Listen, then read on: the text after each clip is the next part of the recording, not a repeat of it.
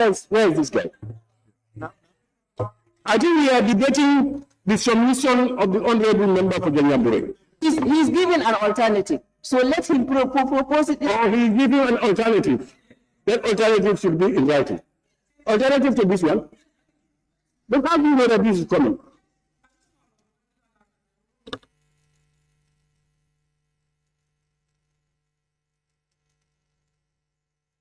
But I think we have answered you.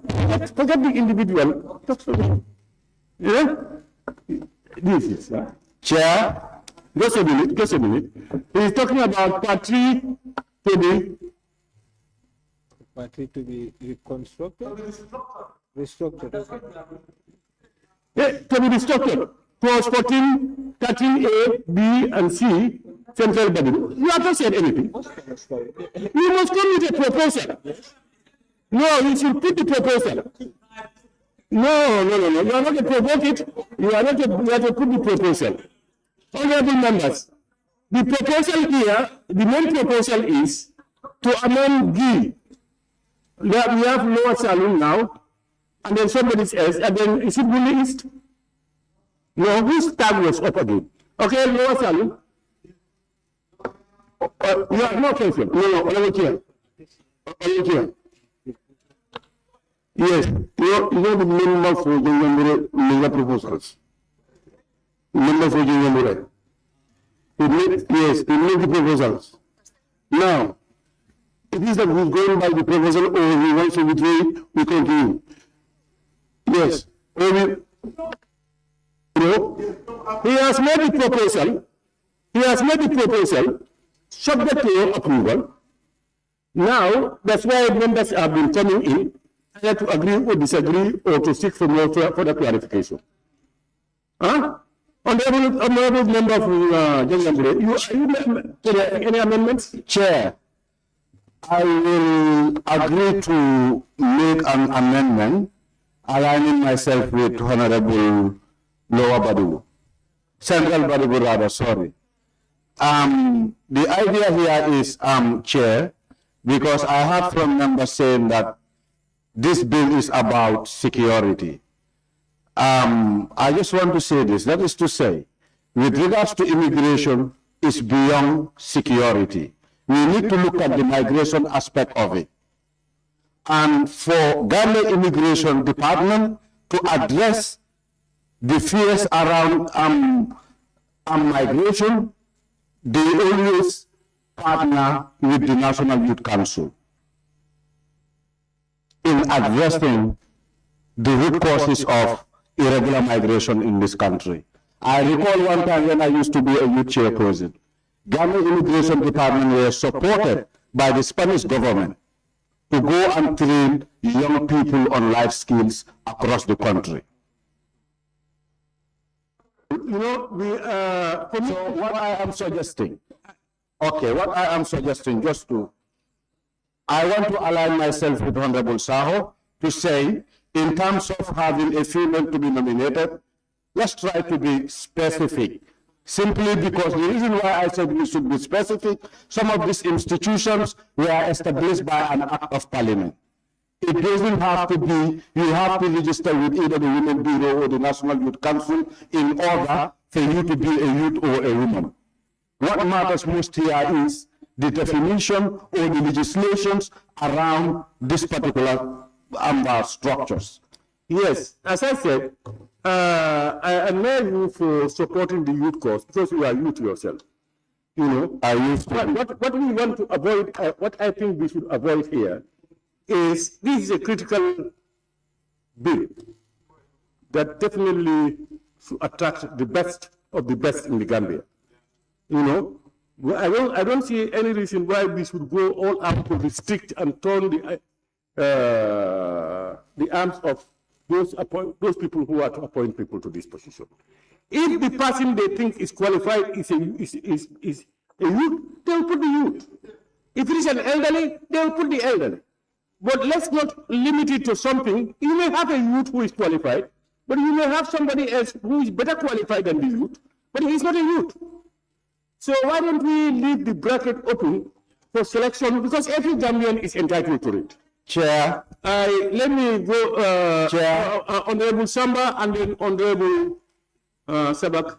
Chair, just a second. Honorable Chair. Chair, Honorable. Chair, I'll come back to you. Honorable, I'll come back to you. Yes, Honorable. Honorable Chair, I think we need to be very careful because if you looked at clause 3, we are dealing with the establishment of the Immigration Council.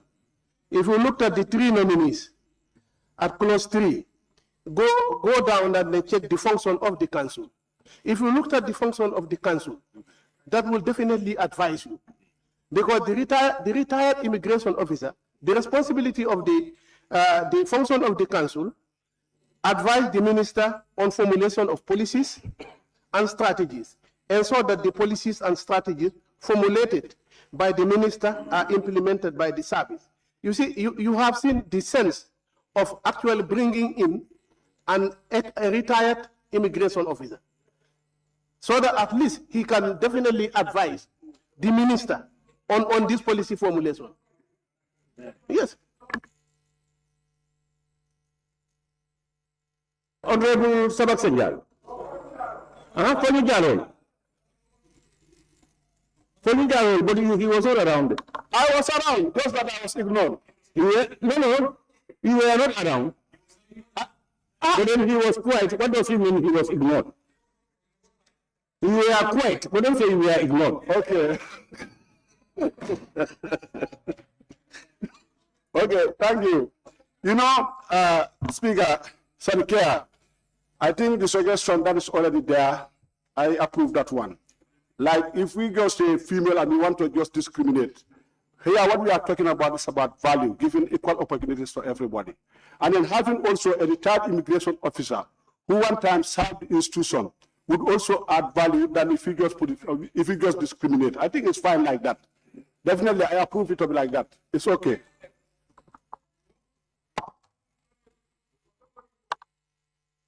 Okay. Yes, Honorable. So, Chair, it means that we have a consensus. No, I just want to reach to a compromise. Give him that.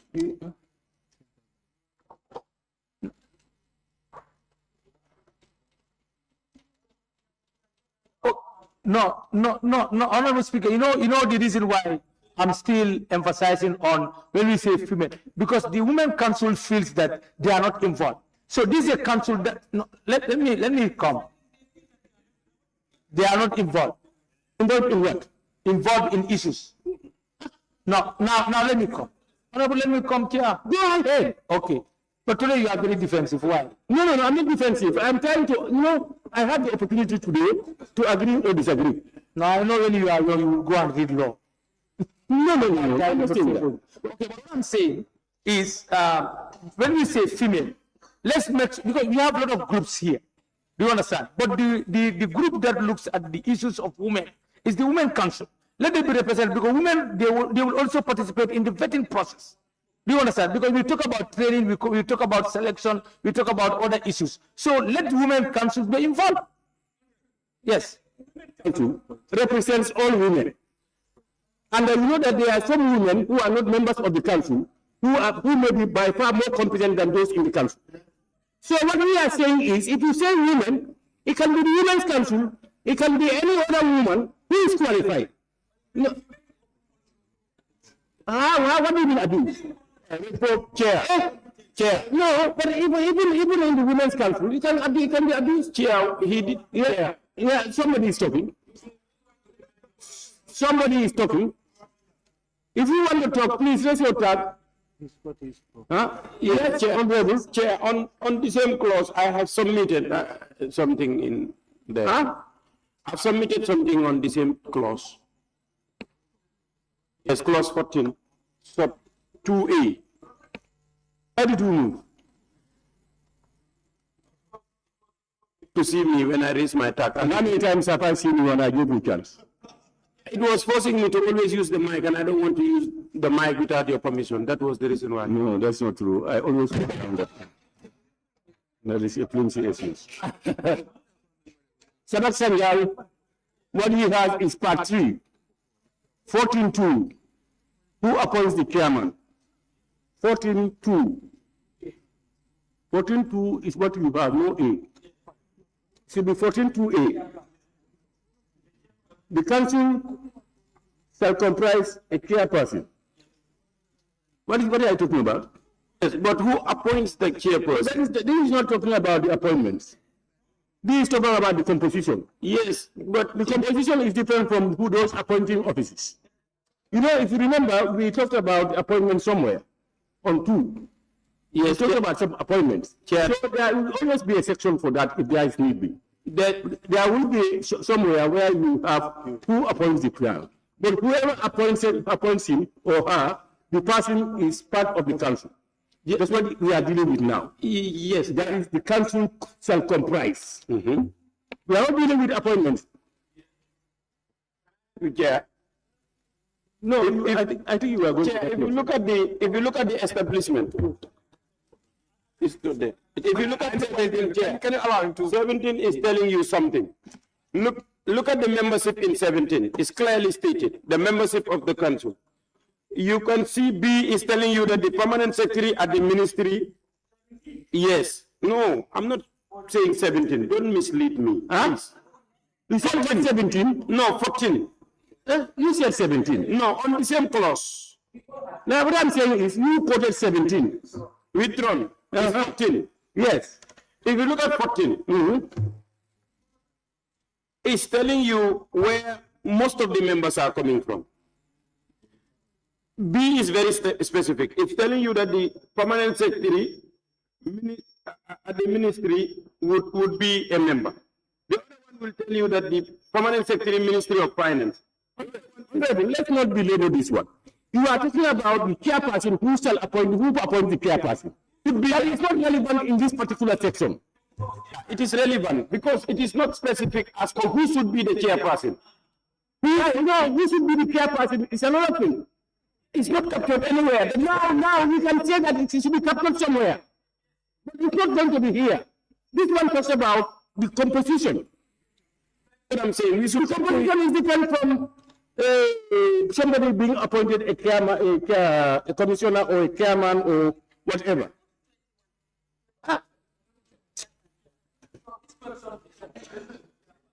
Who is? Who know that now? You. Yes, Pierre West. Yes, Chair.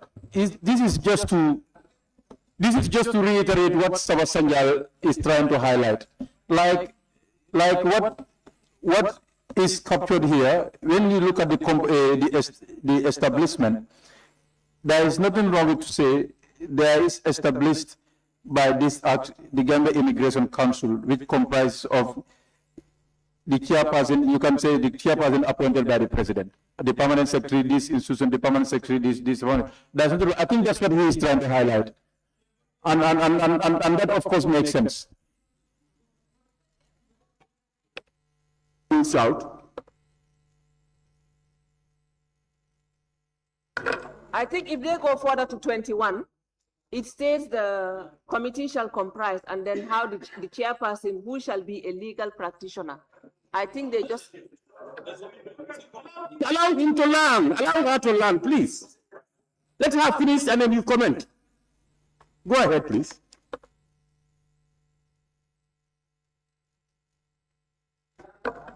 Committee of the council. The chairperson shall comprise. That's the that's the disciplinary committee of the council.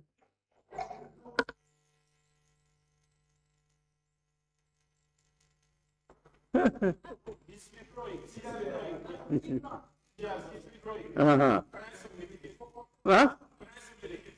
Can you submit again? A different thing? The same thing is on. What are you going to submit again? We have not thrown it out. Yes, honorable member for Upper Salu. Yes, you know, we are doing part by part. What the member is saying is actually correct. We have to find a way or to know exactly who appoints this chairperson. Who is this chairperson? Maybe, like you said, it may not be in this particular clause. And I've not seen any other clause in this part where we can put it. Maybe perhaps, maybe the minister together with us, they can draft something, and we can add it. We can add. Yeah. Let's hear the minister's opinion on what has been said so far. Thank you. Honourable Speaker. Thank you very much, Honorable Speaker. I think it was left out there. The chairman is appointed by the president. We'll slot it there. But for the other agreement, I think the honorable member for Brikama North has put it rightly. And then the other thing is that the members are not reading these things in conjunction with the other part of the section. Like establishment, the function and the qualifications, all are there. But we left those. We should go further down in section 17, 15, and 16 and 17.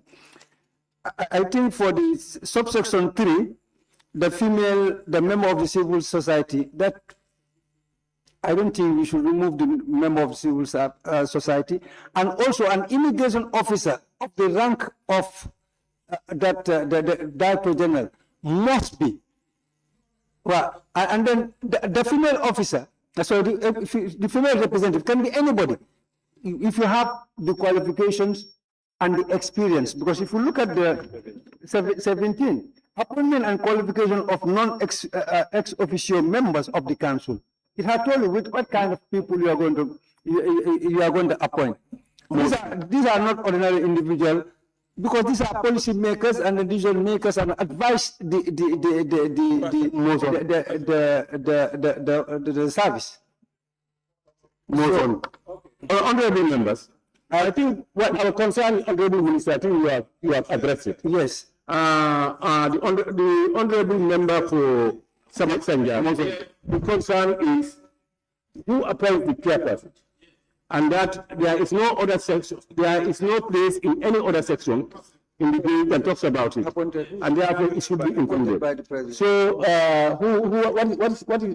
who is supposed to appoint? Appointed by the president.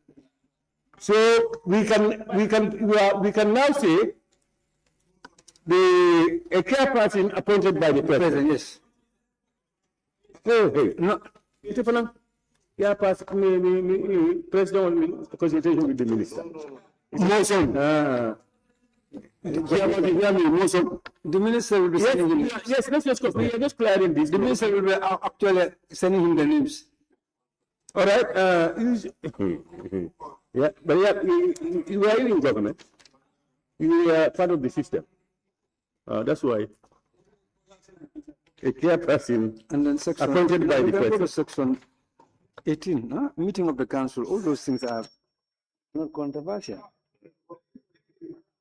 Estimate of committees and investigation, all those things. Yeah, I want to withdraw my proposal in order for us to progress.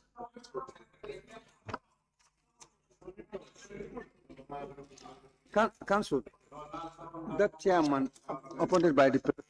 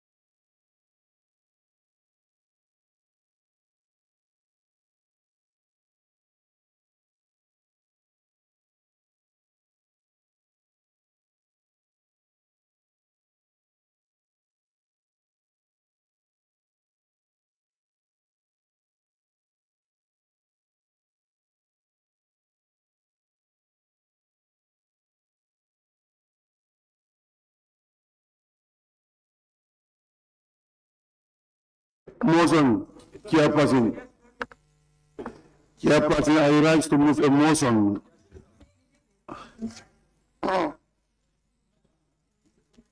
Yes, Chair. Yeah, I rise to move a motion. We sit beyond 6 o'clock. I think you have to go there. You have to go. He has to go before. Yes, I'm just trying to.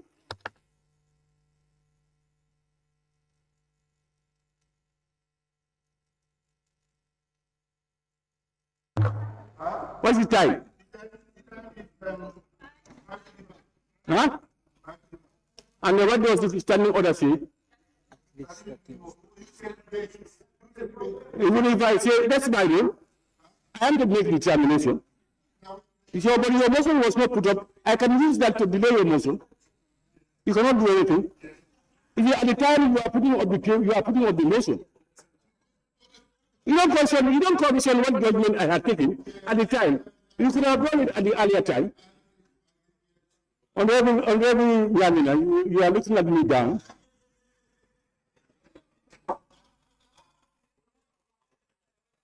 Pardon? It was raised exactly at that. To finish. To finish this, when we have taken 5 hours to do one clause, one part.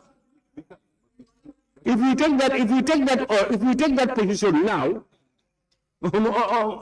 I will leave you here. Because I had already mortgaged, I told the minority when I was going, I had a very serious case as we speak now. In fact, I was to go only to find out that the deputy FCO is not around. So I had to mortgage that, and I cannot stay longer than the 6 o'clock. Unless we can continue, but then I will have to make arrangements for you to elect. Pardon?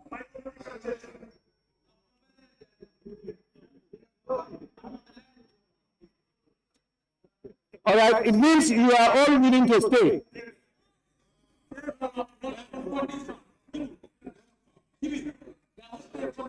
All right, I will only know honorable members. Give me. Hey, sometimes your behavior disturbs me, honestly. You will be in parliament and you at least you should also learn from those things. No, but Chair, no. Chair, sorry, I want to tell you something. I even asked members, I don't know whether there is something wrong, but you are always very angry with me. And then I think we need to sit down and discuss. But because sometimes we are both angry. Yes, no, I am angry.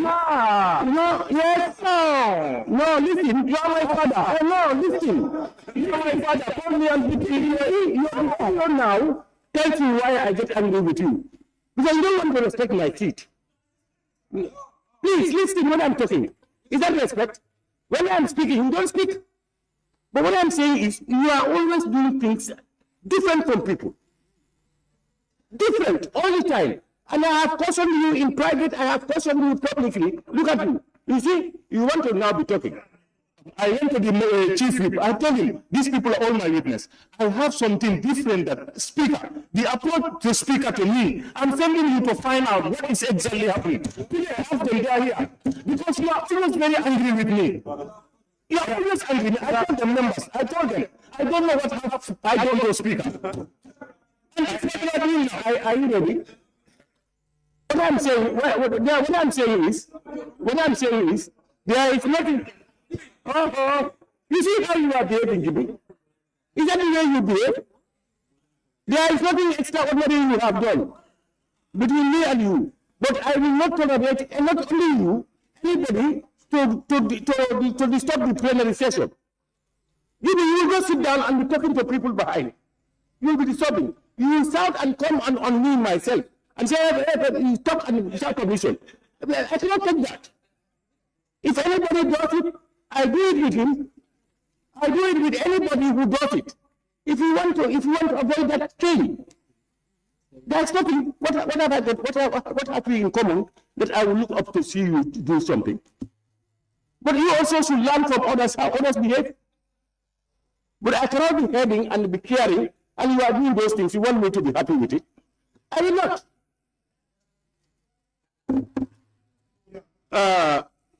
Can you move your motion? Honorable Chair, rise to move. Let me adjourn to this thing. Honorable members, I think we will adjourn. No, when we are, before you vote, you can make those determinations. Honorable. All right, we will suspend this, the committee of the whole house, and then the house we will resume the house.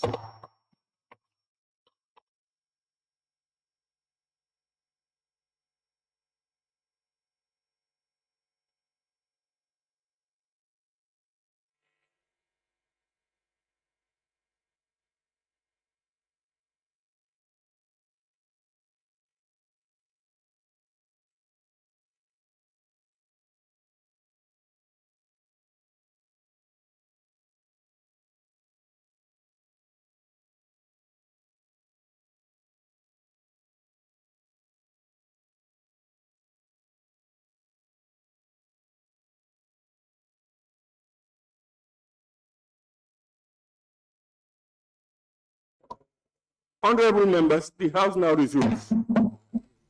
So,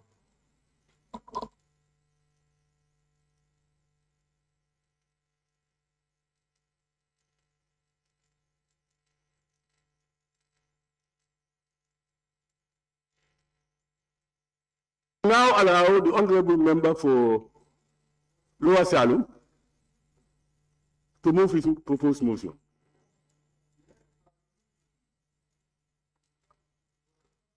Honorable Speaker, I rise to move a motion us to sit beyond 6 o'clock to finish business.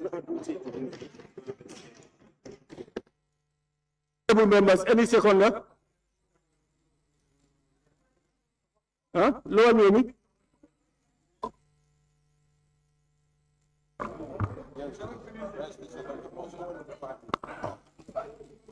Honorable Speaker, I rise to second the motion. Honorable members, it has been moved and seconded that we sit beyond 6 o'clock to finish the business. That's the motion. That is the motion. Those in favor, please say aye. Those not in favor, please say no. Those in favor, please say aye. Those not in favor, please say no. The ayes have it. Huh? The ayes have it. Division. Yes. Division. Yes. But you shout. Division. Mr. Speaker, but the standing order says that it should be done 30 minutes before. And now it's less than 30 minutes. So we are condoning. No, I ruled on that. I deliberately blocked him from making it. Yes, I ignored this thing. He's been calling me motion.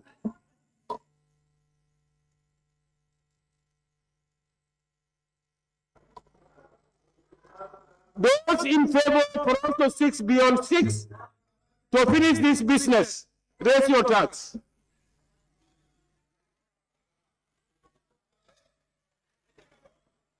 Have you counted?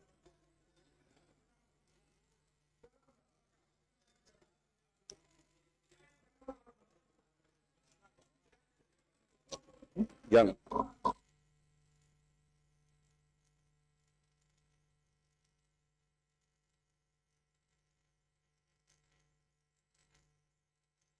Members, those not in favor to sit beyond 6 o'clock, raise your tax.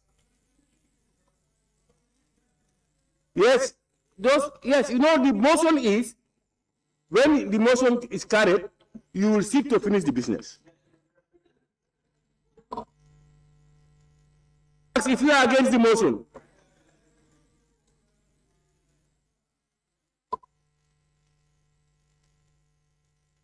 abstentions, those abstaining, abstentions, raise your tag. You got it?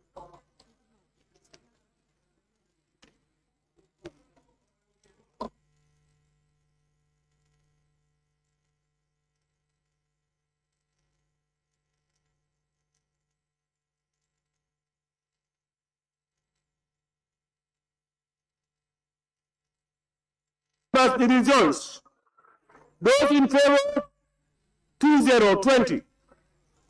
Those against, 7. Abstentions, 0. So the ayes have it.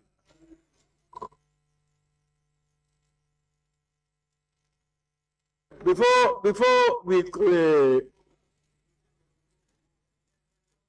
resolve the House into the committee of the whole House, I will now give you, honorable minority, honorable members will have to select or elect somebody to serve as speaker for the remaining period. Do your nominations.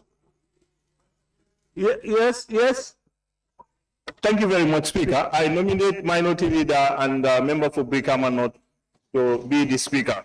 Seconded, honorable members, it is moved and seconded that the member for Brikama North and Minority Leader takes the care of the Speaker. Those in favor, please say aye.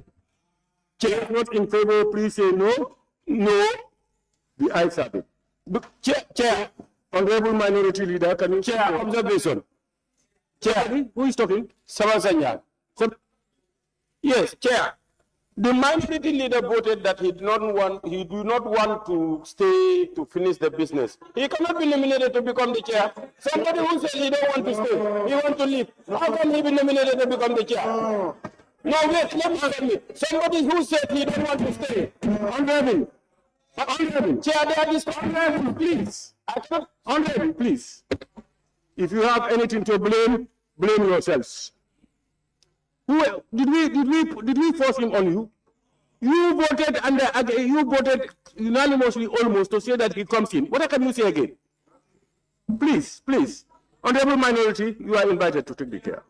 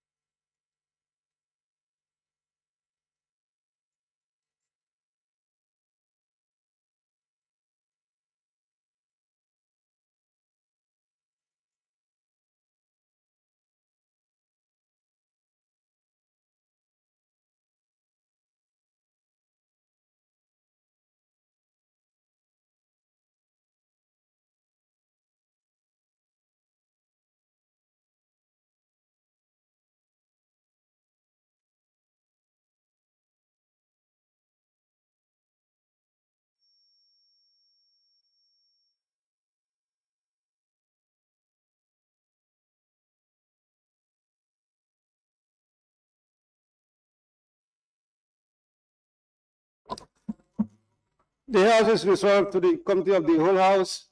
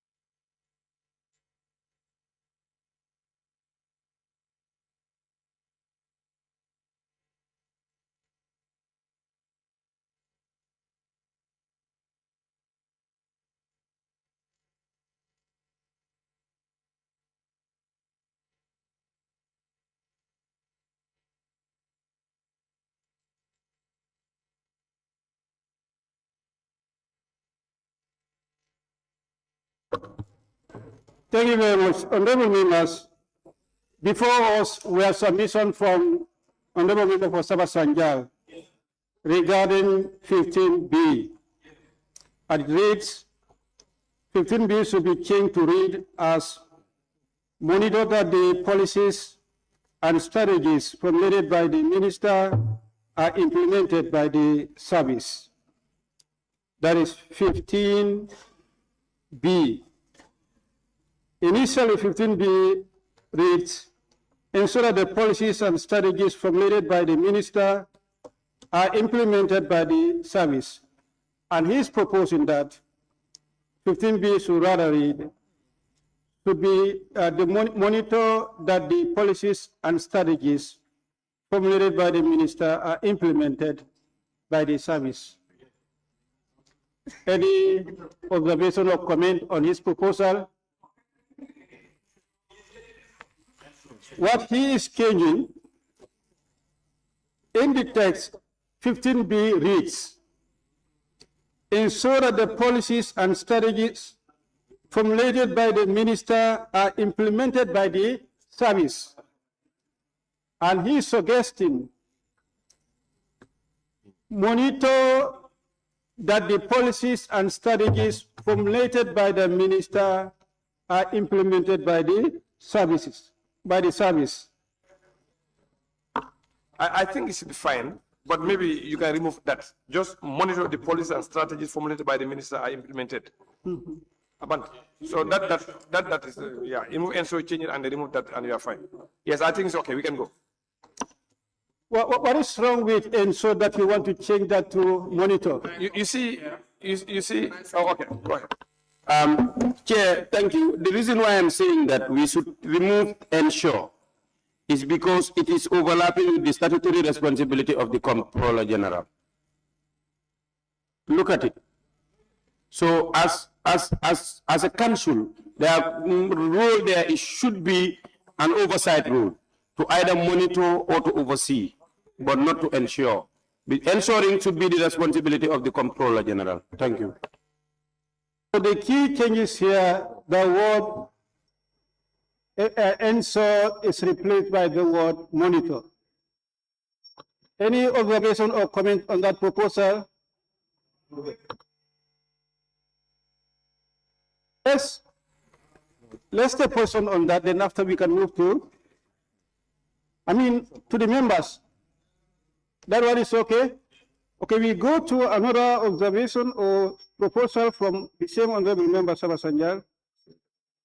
That's 15E. 15E reads, advice on the need of the service relating to equipment to be purchased for operations. And he's suggesting needs should be changed to needs. So the only proposal is suggesting is to change the need to needs. Huh?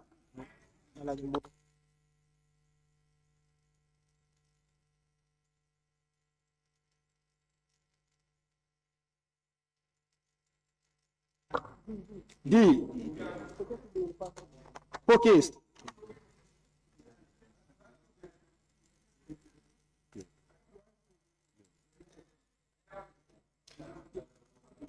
Honorable Sabah Sanjal is suggesting adding S to needs. And member for Sabah Sanjal and then honorable member for Upper Salum is suggesting adding D to focus. Any other observation or comment? Honorable member for Combo East? I don't think it is necessary to add an S onto the need, since if you read it is reading to say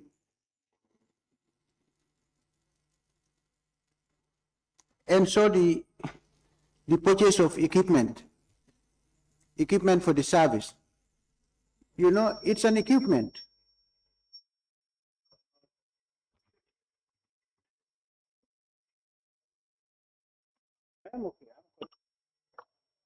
Can you go again on your proposal?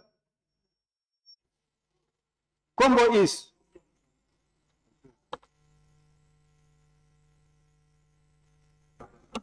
I'm convinced. Any other observation or comment on the said proposals under 15? The first one is B, and then the second one is E. I know, okay. Sure, it's the same thing with Allied. You will correct that. No,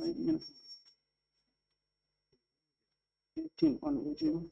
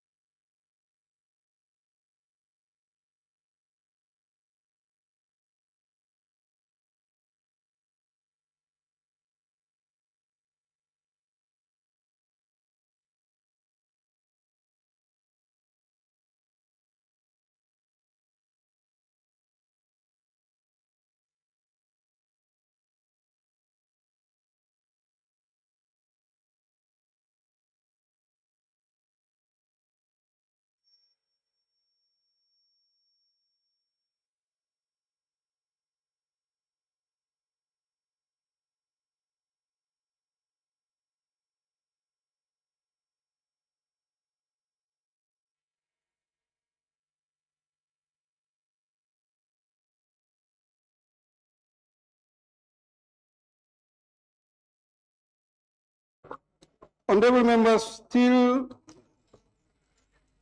15 on consultation with the legal, there's also concern on C, just like the Honorable Member of Sabasanjal raised, similar to that. 15C, the word ENSO be changed to monitor to be in line with 15B. And then the other proposal is, if you look at 15E, advice on needs of the service relating to equipment to be purchased for operation sounds advisory, whereas the role of the council is administrative. So if they are to be reduced to that advisory role,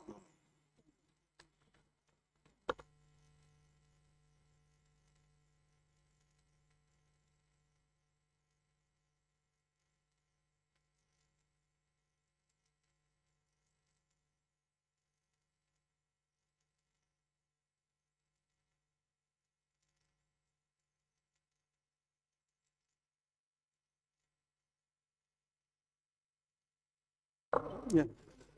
So what he's saying, the controller is the administrator, and then the council scrutinize.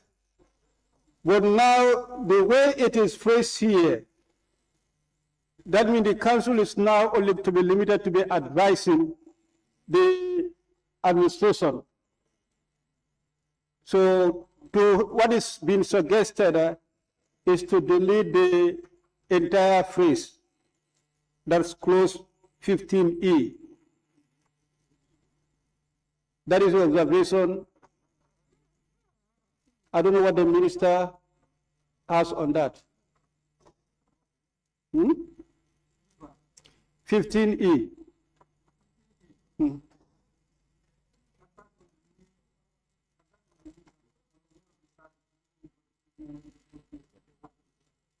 Yes.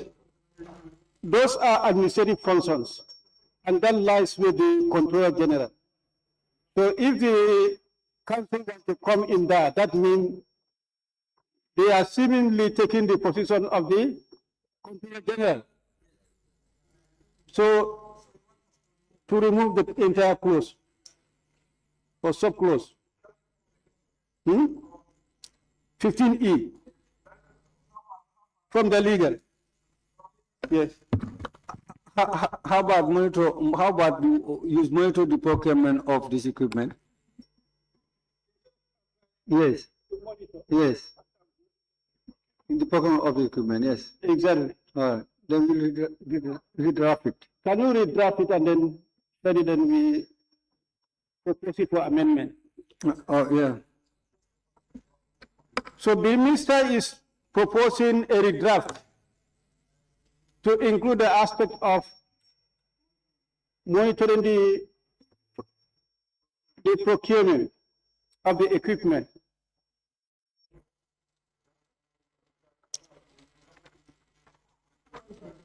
So far, I think these are the submissions we have relating to 15. Now the other submission that is on 18, still under part 3. 18 comes from the Honorable Member for Sabah Sanjal. We should add the sub-clause 10 in order to allow meeting to be held virtually. Under 18, we have clauses up to 9.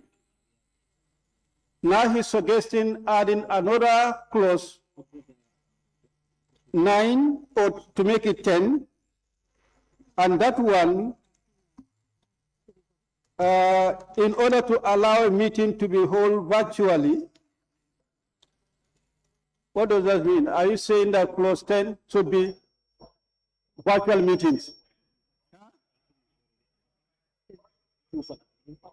Virtual meetings or online meetings? Yes.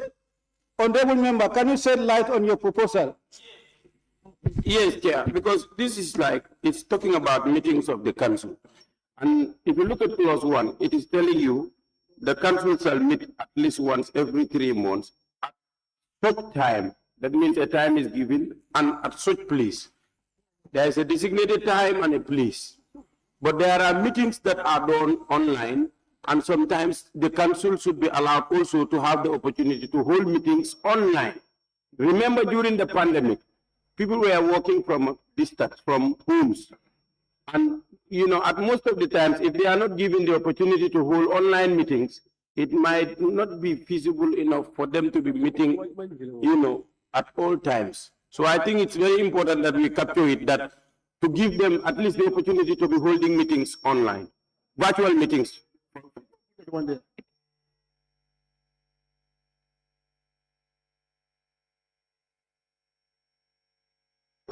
The proposal is for the council to have virtual meeting when the need arises.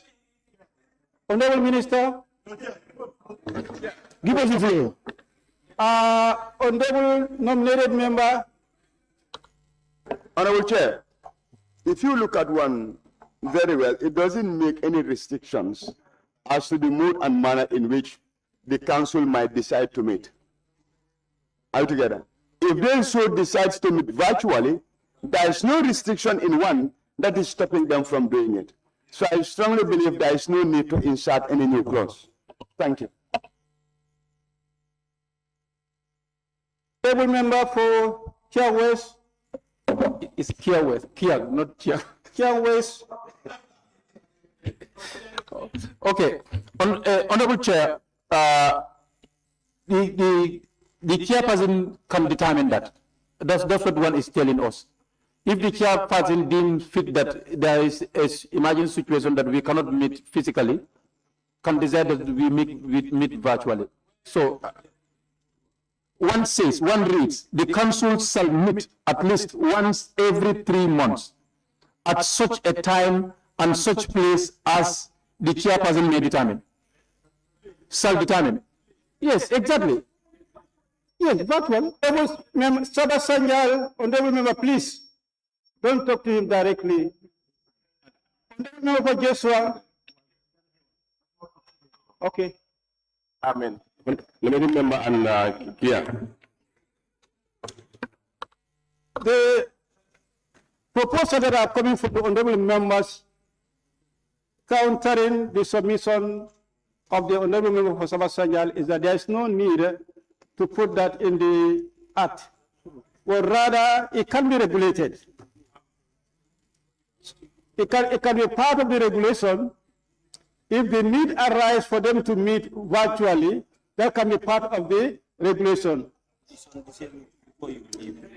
Yes, honorable member for Upper Salon. Yes, you know, in this digital age, online is a place. So one is covered.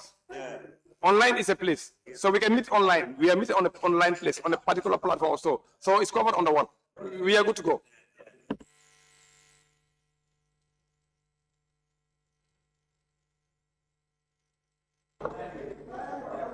So no need for that amendment. We leave as it is. Okay. There is another submission from honorable member for Sabah Sanjal. That is 16. Can you go back to 16? Sabah Sanjal, 16 what? This writing seems to be 16:1. Is it 1? Yeah, where you have the non-ex officio member. That member should be pluralized and to read as members. The non-officio member of the council. Sorry, can we have one meeting, please? Honorable Sabah Sanjal, we are reading your proposal, so don't entertain any side talking, and please. What he is proposing, 16:1, the non-official member of the council shall hold the office for a period of 3 years and may be reappointed only once. So that ex-officio member should be changed to members. In his view, there is more than one ex-officio member, so it should be members. No. Can I solve that one? So I will now ask the minister to shed light on that. Can I solve that one? We can just remove the D and then put A like the other ones, like in 2 and then in 3 and in 4. Yeah, that's what I'm saying. We remove the word D and put the word A. A. Yes, Okay. so it will be like the other ones. So the minister is suggesting the first word D be changed to A. That's okay?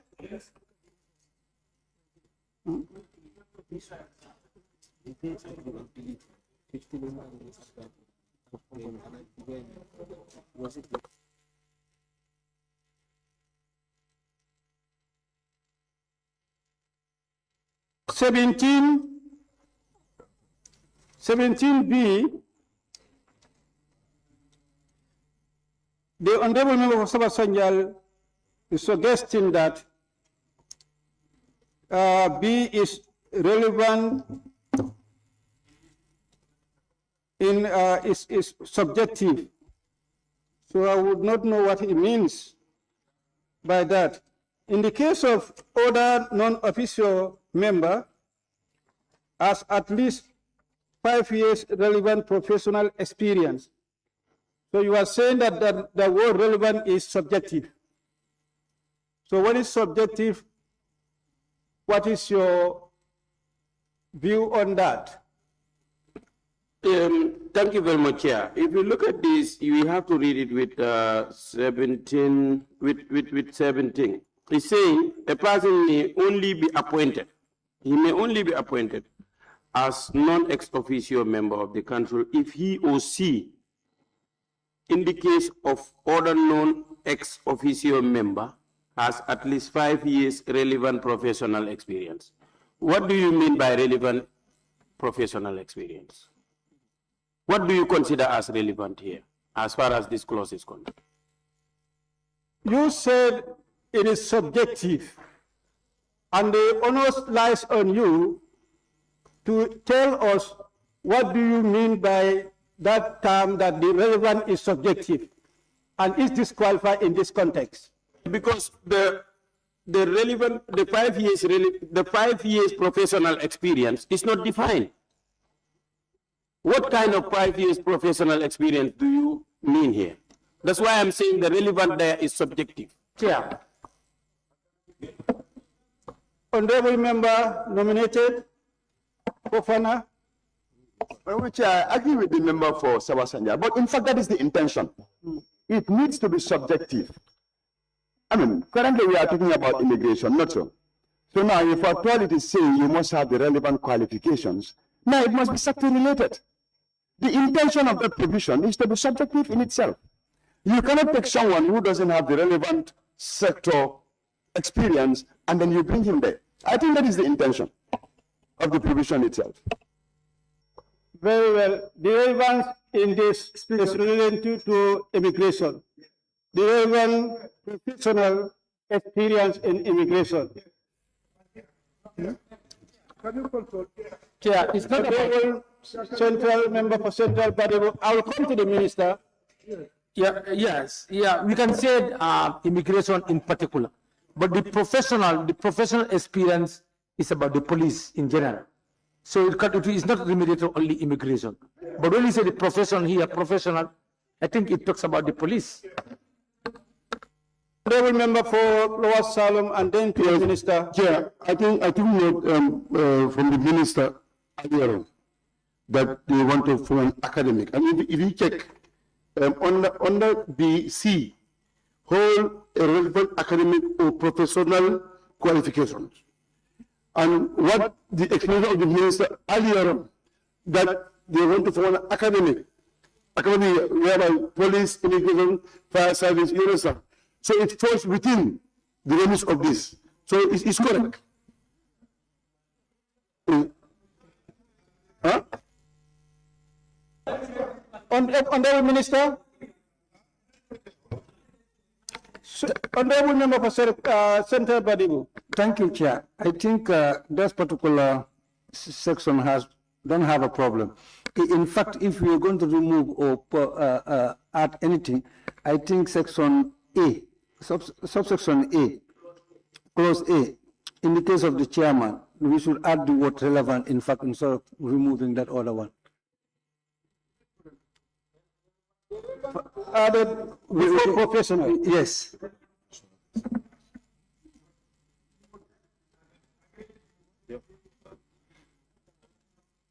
Okay.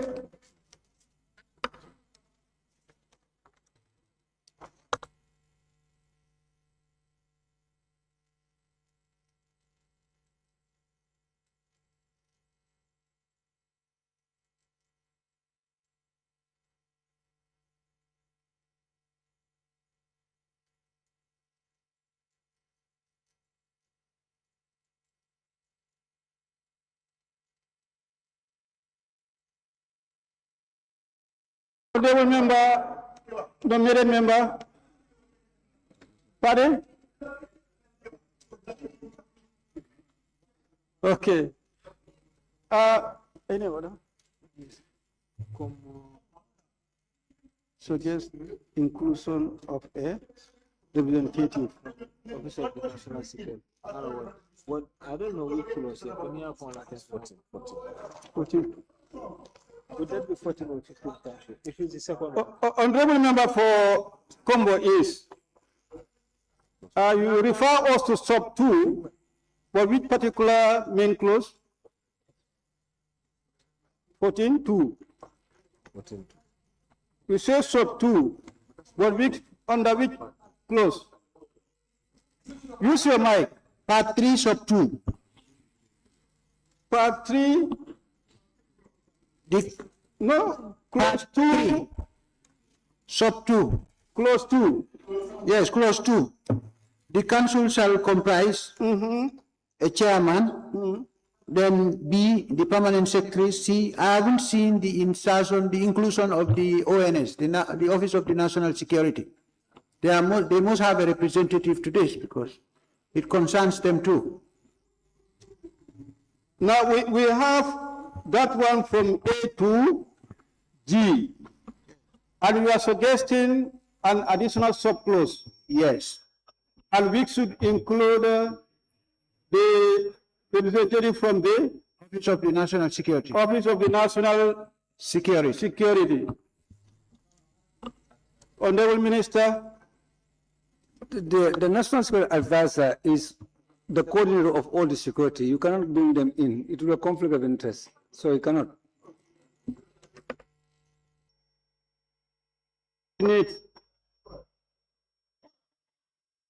So these are the submissions as far as this part is concerned.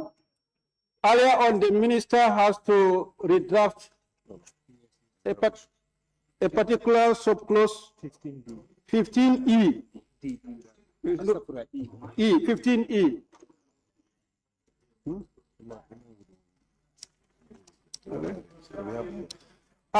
There's another one, sorry, 17D, but it appears D has, there are two Ds. 17. The second D, there are two Ds. So this particular one, then this has to be redrafted. The first one will be D, and this one E, and the next one F.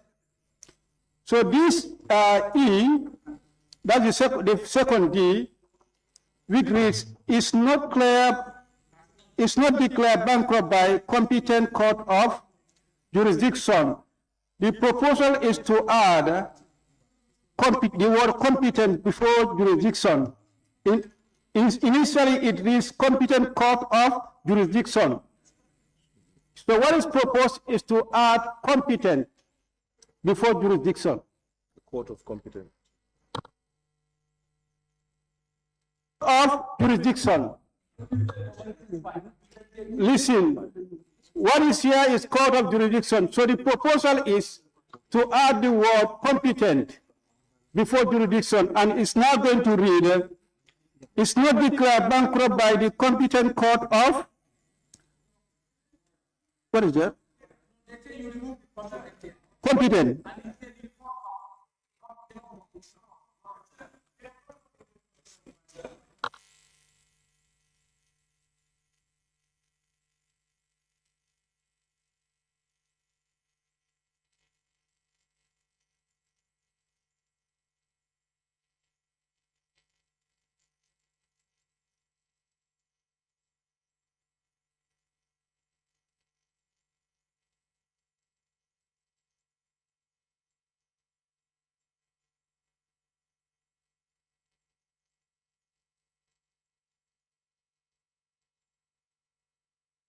Or now it reads, is not declared bankrupt by a court of competent jurisdiction. Is not declared bankrupt by a court of competent jurisdiction. Honorable member.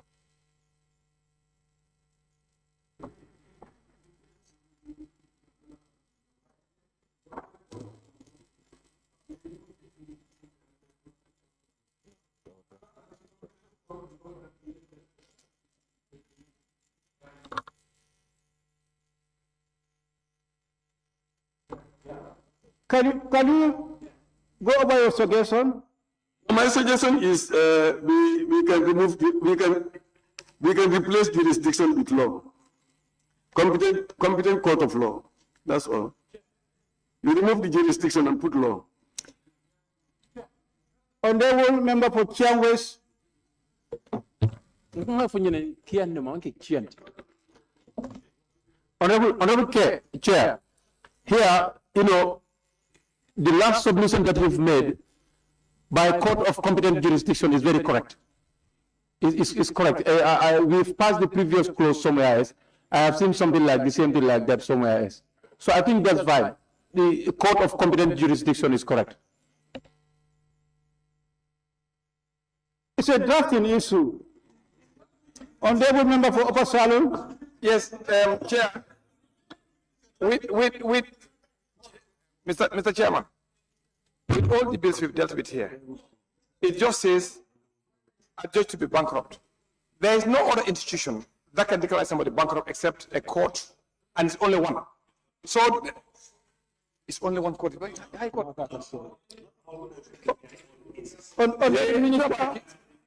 What's your take on that? I think we agree with the court of competent jurisdiction, full stop.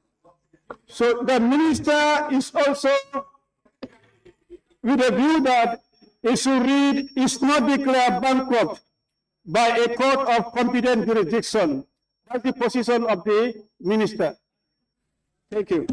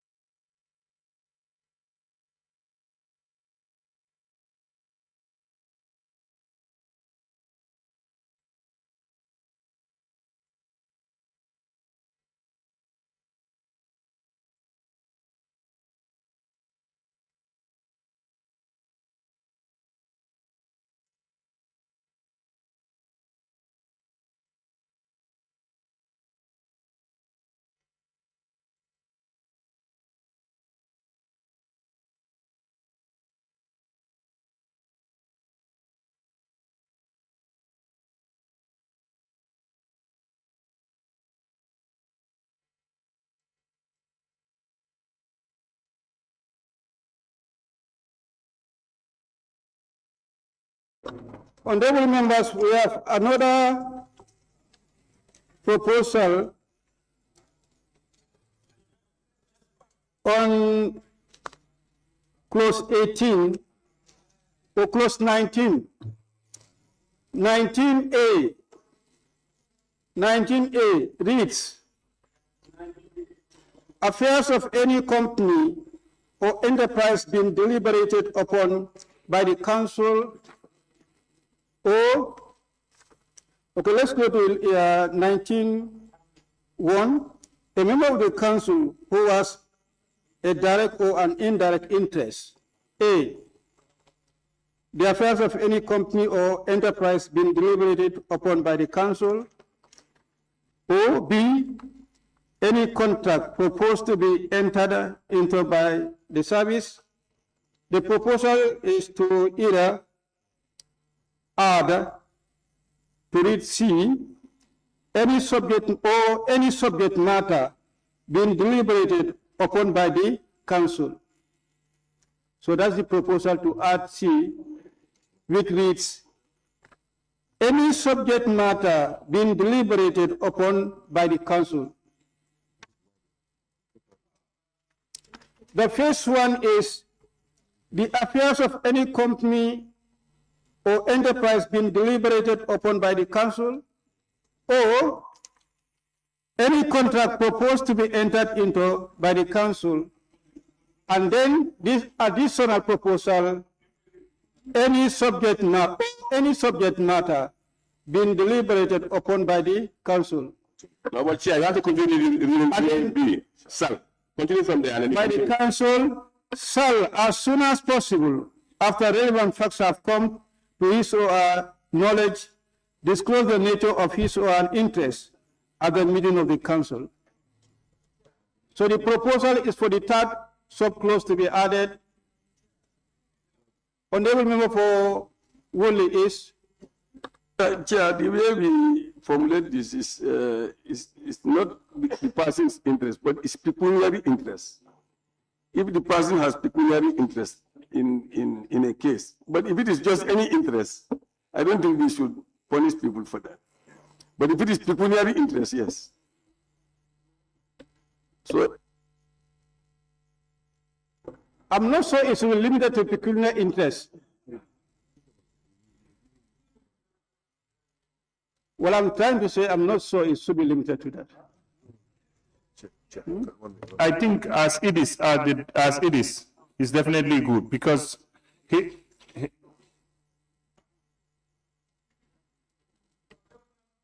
yes, I am in agreement with the, because adding here, because if you look at C, A, B, if you add already C, looking at A and B already is telling you is about disclosure of interest. Honorable Minister.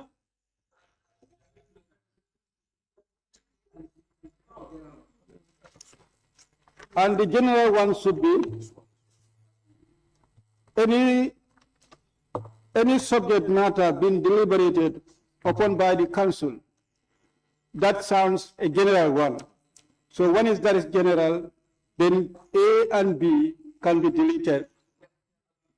agreed. Huh? Agreed. A and B, no, A reads, or one, a member of the council who has direct or an indirect interest in the affairs of any company or enterprise being deliberated upon by the council, or B, any contract proposed to enter into by the service. So now the proposal is to replace A and B with any subject matter being deliberated upon by the council. If you have interest in that, you need to disclose your interest. That sounds general. Is that okay?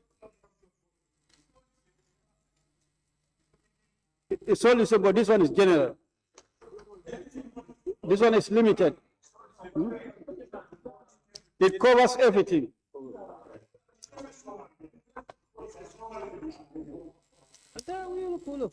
Honorable member nominated. That's what I was saying.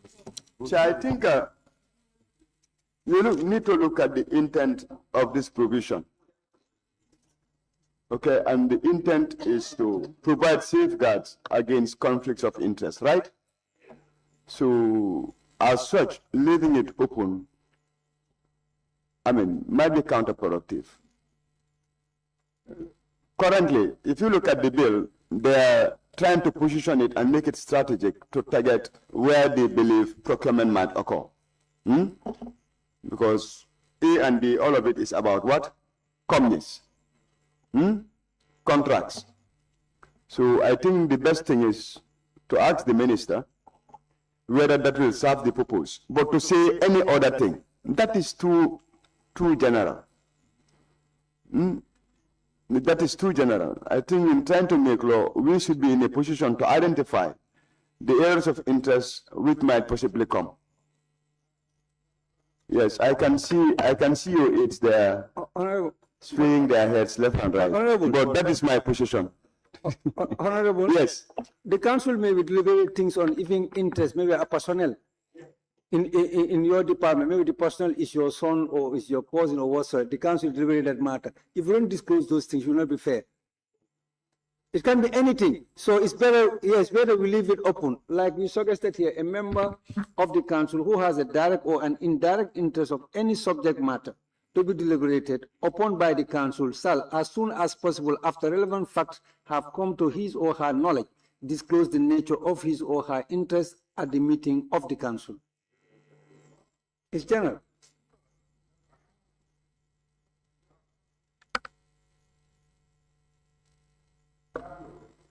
Yes.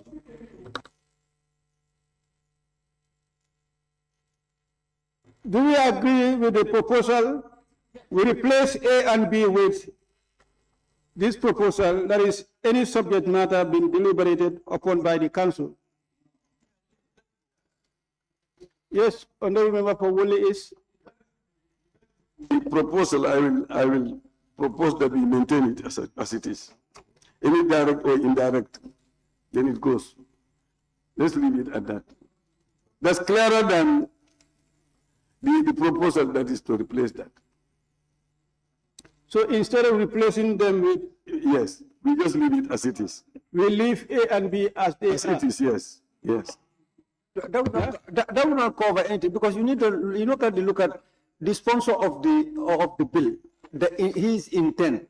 And I'm giving you here my intent, why I want you to put these things there. So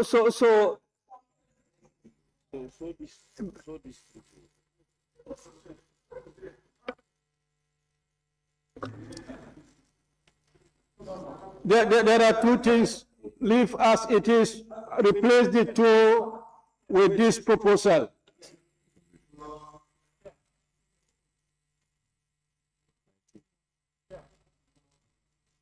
So this is the proposal from the minister. Now the minister is now proposing a member of the council who has direct or indirect interest of any subject matter to be deliberated upon by the council shall, as soon as possible after relevant facts have come to his or her knowledge, disclose the nature of his or her interest at the meeting of the council. I think this has covered every concern surrounding disclosure of interest. That's fine? Okay? No, we've not finished. We are on parts, not close. Hmm? 18, Speaker. 18 what? Chair. Yes. I think if you want to continue with part by part, it's slower than clause by clause. Because part by part, we are going back and forth. But clause by clause, we can go straight. When we pass, we pass. That decision was taken and it has not been reversed. Unfortunately, we proceed. So,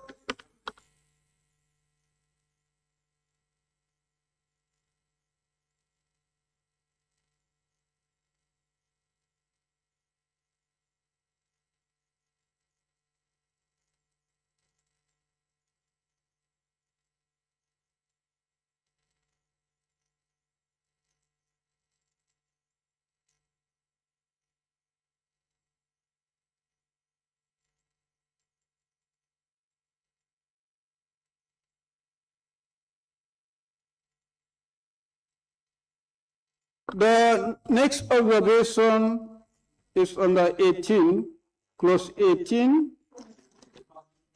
clause 18, subclause 7. 18.7, which reads, decision of the council shall be by a simple majority of the vote of the members present. But in the case of equality of votes, the presiding chairperson shall have a casting vote. So that chairperson, suggestion is to have the person presiding shall have a casting vote rather than the presiding chairperson or presiding officer. But the word chairperson should not be there. That's the proposal. The word chairperson, the issue is on the word chairperson. It should either read person presiding or the presiding officer, but not the presiding chairperson. But usually we need to know who is it and let him defend why he said that. No? The person who is proposing amendment. From the minister? No, the one that you are reading. Is it from a member, the NAM, or from a legal team? A legal team. Oh, this one is from the legal. Okay. No, but for me, what I'm seeing is Babula Julula Julobula Ba. The person who is presiding there is a chairperson at the time. You can say chairperson. Honorable member for Woodley East. Yes, Chair, I think they already have a chairperson. Now, you can have a meeting and the chairperson is not there, and somebody else can chair. So they are saying whoever is chairing should have a casting vote. I think that's what they want to say. That's my understanding. So we should say the person presiding has a casting vote. That is the proposal from him, that the person presiding, instead of presiding chairperson. Honorable member, presiding officer is fine. That's what you put there, and we agree with the amendment. So let's go. So we remove the word chairperson, and then we have the person presiding. Okay. This one is from Honorable Member for Sabasanyal, I believe. Clause 22. Oh, that's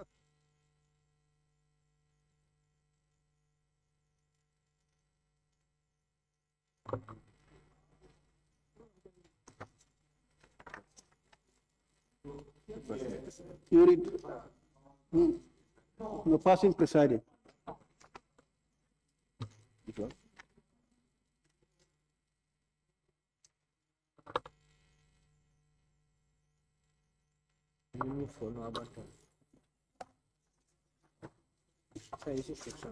Do you have your redraft?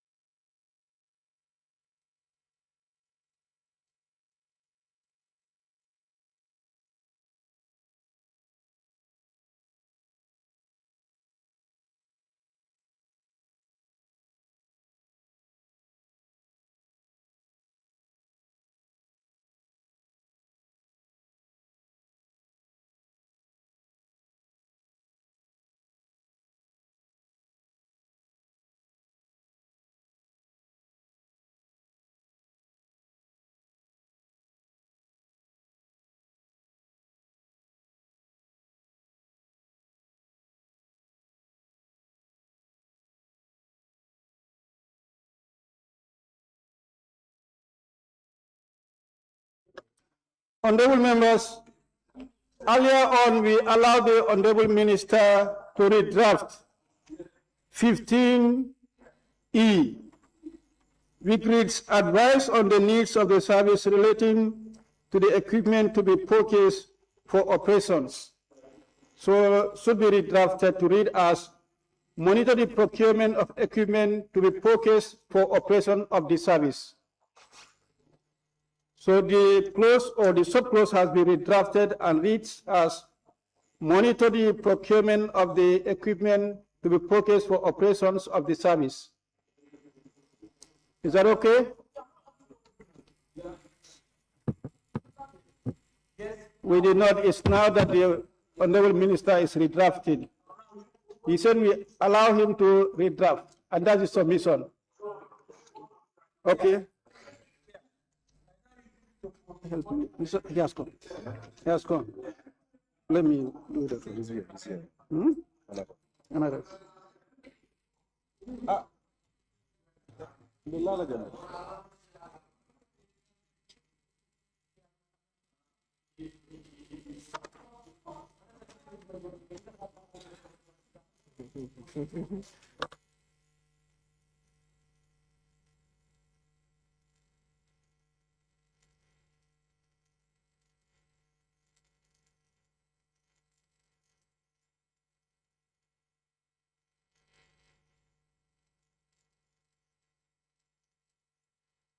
Yes, Honorable Member for Upper Salon.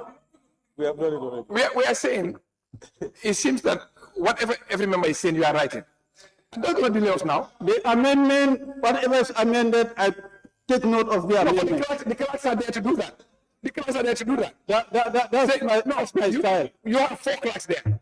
And in fact, we put them there to do that. Can we proceed? So far, these are the submissions we have as far as this part is concerned. Then that means we've concluded part 3.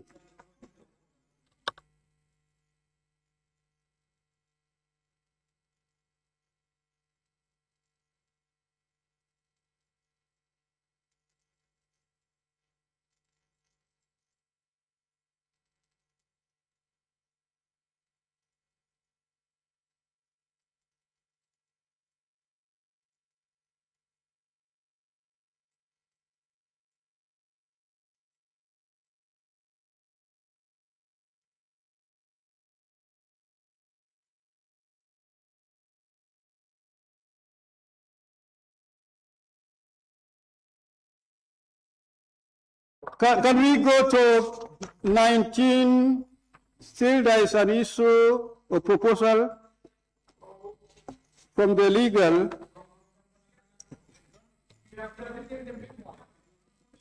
Legal are not the lawmakers. They can suggest to lawmakers. They are suggesting. They are suggesting. No. They cannot suggest. They cannot. That is completely wrong. What legal can do is they can advise members, and members, if members accept, they do. But they cannot suggest to us what we're going to do here. That's not correct. They can suggest to us, and then we will suggest on the floor. This is our show, not legal. Honorable members, they are not making the law. They are making advice. This is an observation from the legal. No, Chair. Let me help you, Chair. I don't think the member... Allow me to exhaust my point. There is a particular word under 19.2 which is shall refuse. And with the view that the word shall should be may. Go to 19.2. 19.2. Whether to recuse should be shall, instead of proposal is to make it may. Good. Yeah. It's fine. Yeah, we maintain it. Yes. Okay. Okay, that's it. So we've exhausted part 4, part 3.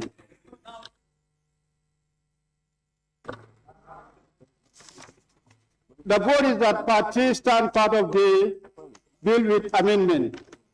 Those in favor, please say aye. And not in favor, please say no. The ayes have it. On that note, part 3 stand part of the bill with amendments. Part 4. Part 4. Part 4, investigation of complaints. Part 4, investigation with of complaints. Any submission? What is submissions? Yes. What is this?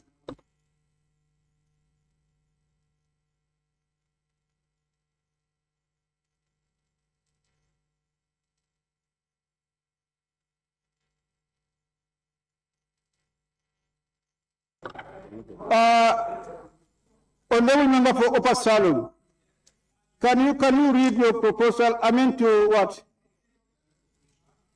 Upper Salem, amend to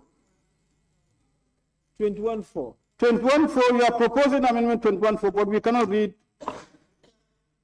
what you have written. Yeah, with your glasses.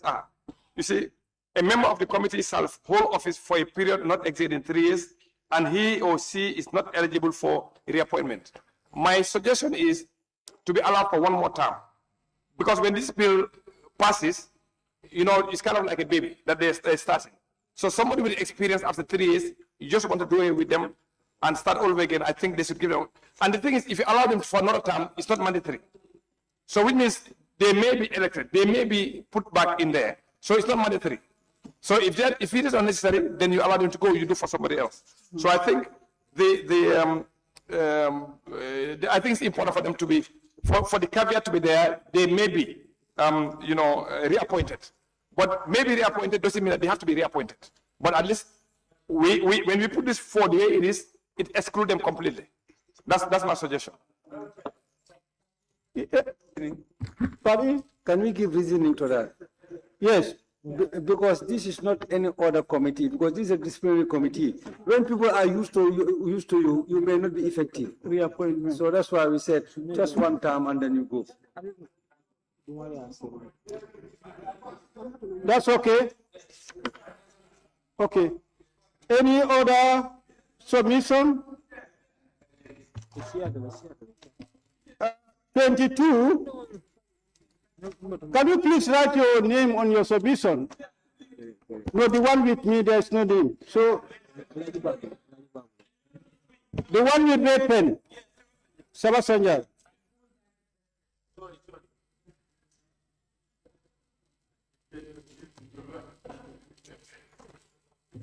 From Honorable Member for Sabasanjal, close 22-3D. 22-3D.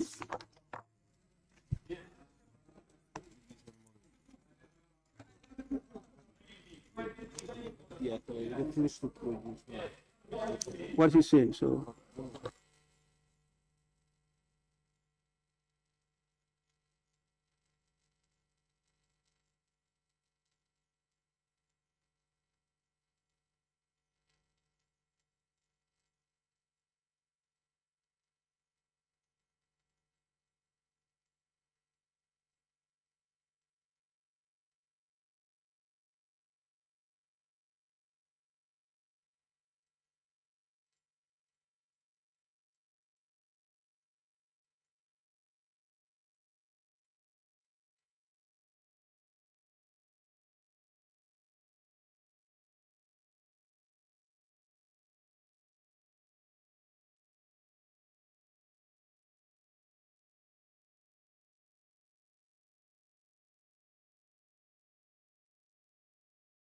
Now the submission from the Honorable Member for Sabasanjal, 22-3, Sabasanjal, we are reading your proposal. He refers us to 22-3D,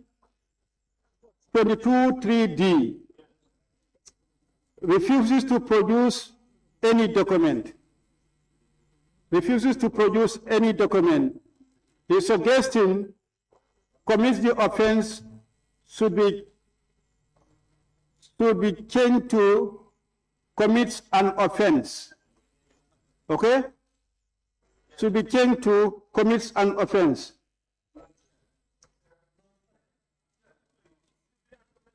Now, but what we have in clause 3D reads, refuses to produce any document, commits the offense of contempt. And then what honorable member is suggesting is that commits the offense. No, what is written here? What he says, commits the offense should be changed to commits an offense. Commits an offense. That's what the honorable member for Sabasanjal is suggesting. Yes, honorable member for Woolly East. Yes, Chair, but I think the Article D before the offense is making contempt very specific. It's saying the offense of contempt, not of any other thing, but of contempt. So the Article D before the offense is better. Honorable member for Siam West. Honorable Chair, I think the proposal from Sabah Sanjal definitely makes sense. When you say commit the offense of contempt of which jurisdiction? Contempt of court or contempt of the assembly or contempt of the commission? Contempt of what? So that has to be there. So what he is proposing, the proposal is very much correct. When you say commit an offense of contempt, that should tell us contempt of the assembly, contempt of the court, contempt of the commission. You should be able to tell us that. But just to say contempt of what jurisdiction, which jurisdiction, that has to be told. Honorable member for Central Badebo. Yeah, both are correct. Both are correct. So which it depends one on should the we context. It depends on the context, but both are correct. Any other observation or comment on this proposal? So, but we I think we need to look at the jurisdiction of this committee, the powers that they have. Careful. Once you know the jurisdiction of this committee, which means legally what they can do, then we can determine whether, because see, it's not any committee that's created by any government institution you refer to today is contempt. It doesn't actually mean that. So we need to be very careful. So let's look at the powers of this particular committee vis-a-vis their mandate, because the way I look at it, it's like they are sitting as they have the powers of a, I don't want to say high court, but not sure. But let's look at their mandate. Whether somebody refuses to talk to them or to produce a document to this particular committee mandates you to be charged for contempt. Let's be very careful. Chair, you see, this is the reason why I'm saying we should remove the Article D and leave it as to read as an offense. The reason is determination of whether or not it is an determination of whether or not Sayyidina Muhammad sallallahu alaihi wasallam. Please listen. Determination of whether it is contempt or not rests entirely in the hands of the High Court. So that is why I'm saying you cannot say commits the offense of contempt. We should say commits an offense. The determination of whether it is contempt or not is the High Court who should make a determination. So the Article D should be removed so that it would look that, yes, the person commits an offense, but whether the offense amounts to contempt or not is to be determined by the High Court. Honorable member for Central Badebo.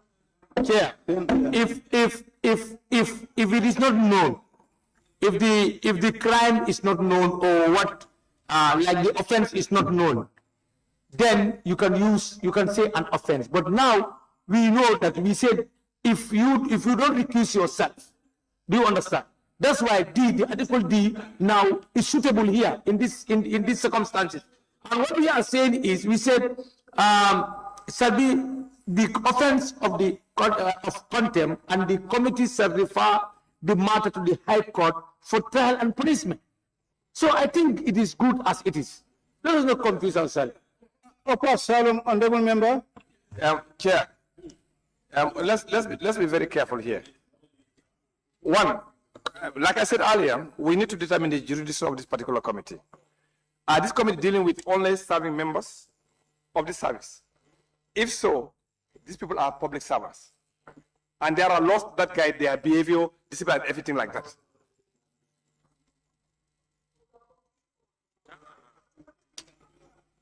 No. Chair, you see, my assumption, maybe if I'm wrong, the minister can tell me, is the people that are coming to this committee, I'm assuming they are those people working under the service for disciplinary purposes. And if that is so, these people are actually public servants. And there are procedures, starting from the Public Service Commission, for example, going to the, what's the name again? Huh? There are general orders, for example. which may exempt them. But we need to be very careful here. That's what I'm saying. Because they are public servants, in terms of discipline, exactly what constitutionally, where do they need to go? Are we creating a parallel disciplinary committee, or are we creating a process which contravenes another law? We need to be very careful here. And I need to be very clear in this, because these are public servants. Only is okay. Yes, Chair. Wait. No, wait. Order. I have the floor. Yes, Chair. We look at it carefully. This provision is saying, if you are summoned before the committee and then they ask you to produce a document and you refuse to produce a document, you commit an offense, or you commit the offense of contempt. And if they are going to refer the case to the High Court, they must tell the High Court what you have, but they must accuse you for something. They cannot just take you to High Court and say, we are taking you to High Court. So they are saying the accusation here they are going to take to High Court will be contempt. So if we remove contempt there, what are they going to give to the High Court? So that's why the offense of contempt is very appropriate in where it is. Yes, thank you. So now, honorable member for Kiawes. Honorable Chair, when we say contempt, let's look at contempt in the context we are using it. What we have right now, where people are found, contempt, is in the case of the court, in the case of, obstructing National Assembly, or probably a commission of inquiry. That's why you charge somebody on contempt, and all these powers are equal to the powers of the High Court. So just because the person refused to produce documents to a court, to a committee, that cannot be a contempt. That cannot be a contempt. Contempt is a legal word. Can we have one meeting, please? Allow the honorable member to exhaust his point. Honorable member for the nominated member. Honorable Chair, we are legislating for the disciplined force. Are we together? These are security apparatus. Respect, obedience is paramount. Is really paramount. So if at all an officer is called, a serving officer is called before the committee and asked to produce document, and the individual refuses to produce that document, and you set him to go free, what example are you setting to the other officers in the service? Which means they can revolt, they can do anything. So for me, I believe these provisions are okay. Let us not look at it as a similitude of the National Assembly or the court. Let us contextualize it. Let's contextualize it. We are talking about discipline in the force. So if at all they don't have command over that force, what type of service are you going to have tomorrow? So this is okay. Thank you.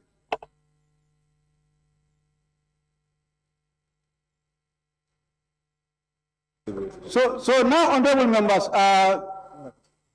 for the councillor, I saw your talk. I agree totally with you. These are simple facts. You agree? These are not like maybe enterprise holders. We're talking about a disciplined force. This lack of producing those documents could be tantamount to the office itself. So I think it's quite okay the way it is. What? Now the proposal is to change the word D to an. Commit an offense, to replace the word the offense. That's the proposal. That's okay? Commits an offense. Honorable Minister, what's your take on that? Legal team, that's what we are trying to decide what to do. D and. For me, D is okay, because it's a particular offense. Committing an offense doesn't mean if you go to the court on trial, you are convicted. Sometimes you're guilty. you are guilty, you are not guilty. So I think the word A and D, I think D is there if you look at the way it is written.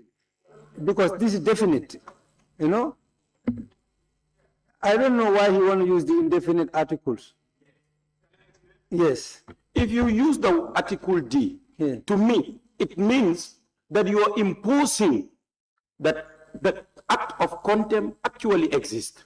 And the act of contempt can only be determined by the courts. That's why referendum. No, that's why if you commit an offense, you can come and then commit an offense of murder. That doesn't mean you cannot go to court. You can go to court, and then you have to prove it.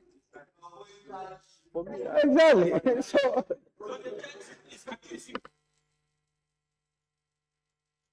So, Minister, you are with the view that we live as it is. D. So, it's fine.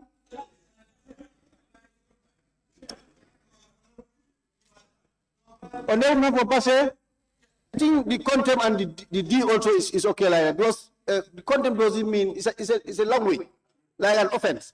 It doesn't mean like it have a hierarchy or whatever. So, and again, the D is fine there because it is an offense you have committed. Okay. So if you're not charged with the comment, the offense you committed, you cannot be taken to court. On the member, Yes, Chair, I want to get a clarification from the minister. Chair, I want to get a clarification from the minister. Go ahead. Is he listening? Honorable Minister. Honorable Minister. Yeah, the honorable member wants clarification. Can you listen to him? Yes, I want to get a clarification. Right now, in the whether it's the police or the immigration, hold on. Right, currently, in the police or immigration, for example, somebody's been investigated internally for disciplinary purposes, and he's required to come and attend a meeting, someone for disciplinary meeting. If that person refuses to come, do you charge that person contempt, or do you take that person to court?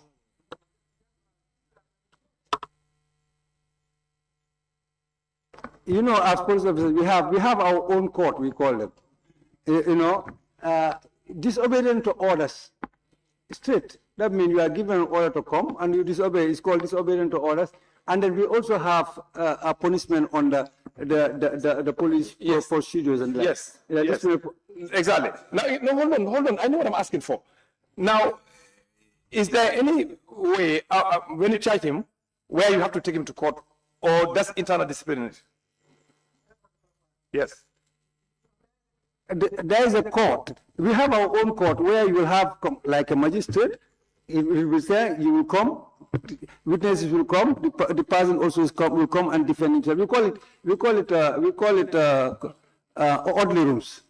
All right, it's just like a court, and the procedures also are like a court.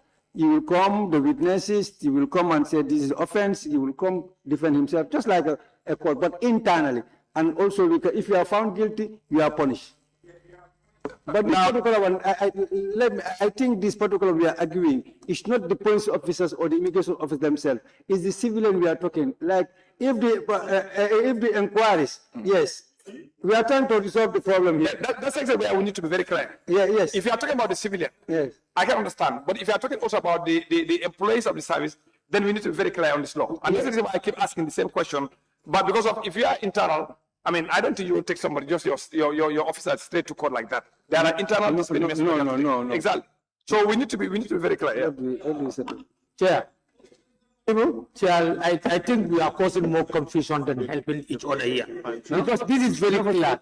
He said, no, please, we are saying, we are talking about, this is very specific. The clause is very clear. You understand?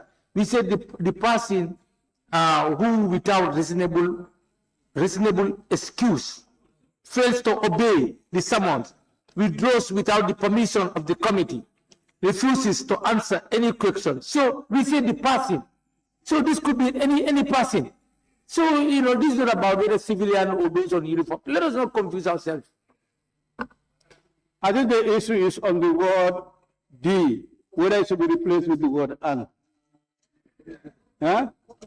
So the minister is with the view that we leave as it is. That is the word D. Huh?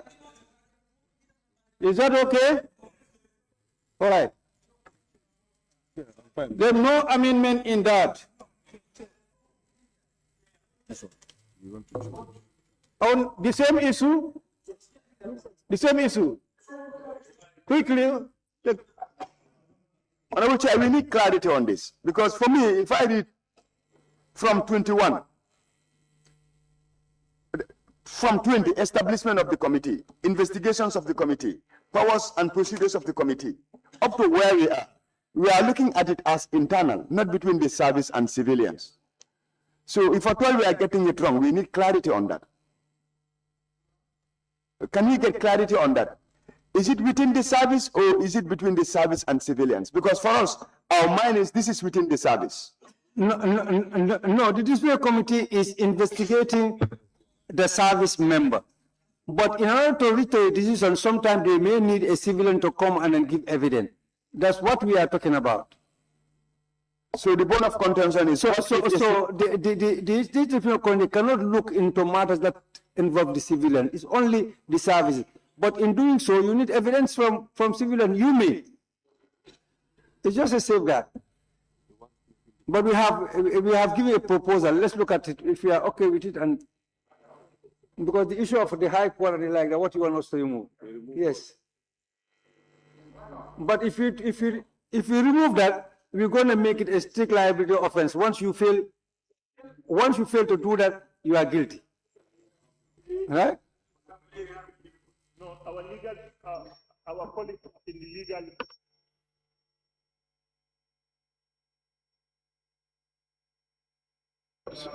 Honorable member, please. It's impeding improper motive. Can you take the floor? Honorable member, I think it's convenient we conclude on this point.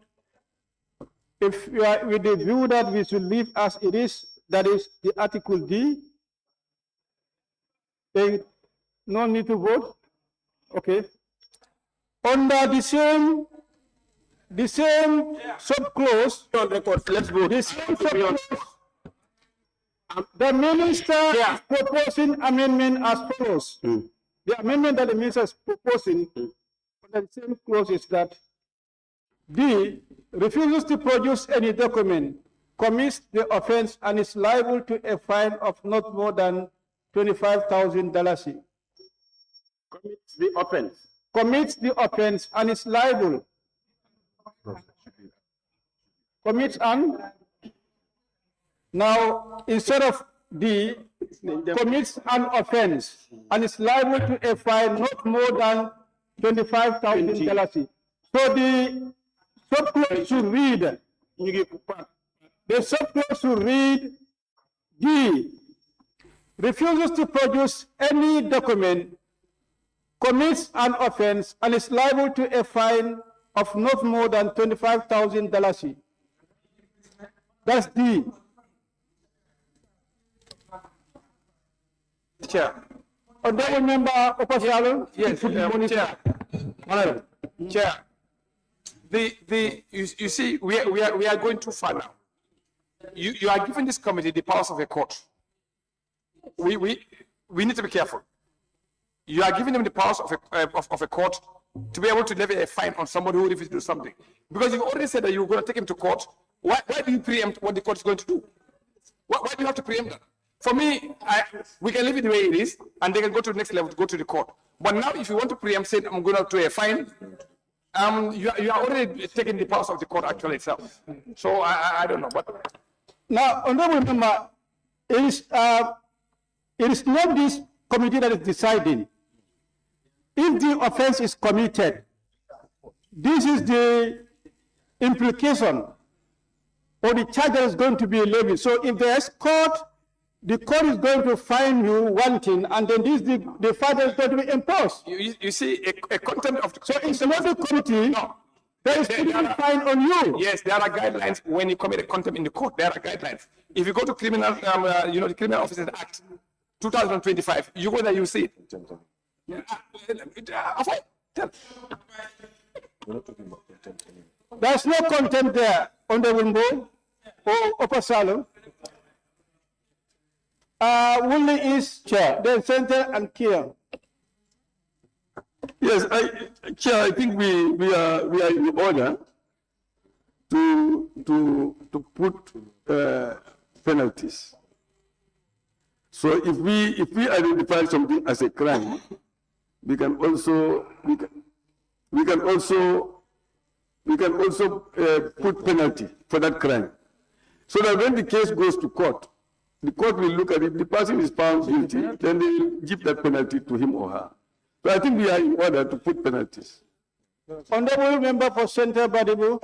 Chair, I think for me, whether you put it there. So what if in an event the person do not pay $25,000? What do you do now? So that we should have this.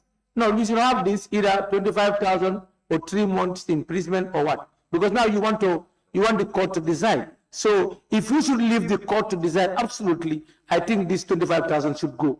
But if not, most of our laws when we say 3 months to pay this amount of money, or three months imprisonment, or 2 months or 1 year. So if you are putting this amount of money, let's think of the sentence also. Obviously, if you are fined by the court to pay the $25,000 and you fail to pay, that's contempt of the court, and then the court will order you to go to jail. I know that what I'm saying is, let's have an option. Do you understand? Like in an event, we say $25,000. In failure to pay that, you serve this. These are the laws that we have been making here. Why are you coming up with this? Allow Honorable Member for Kia West to come in. Yes, Kia, to reference other legislations that we have promulgated here. In the case of fines, there are so many laws where we say the person commits an offense and is liable to pay a certain amount in default.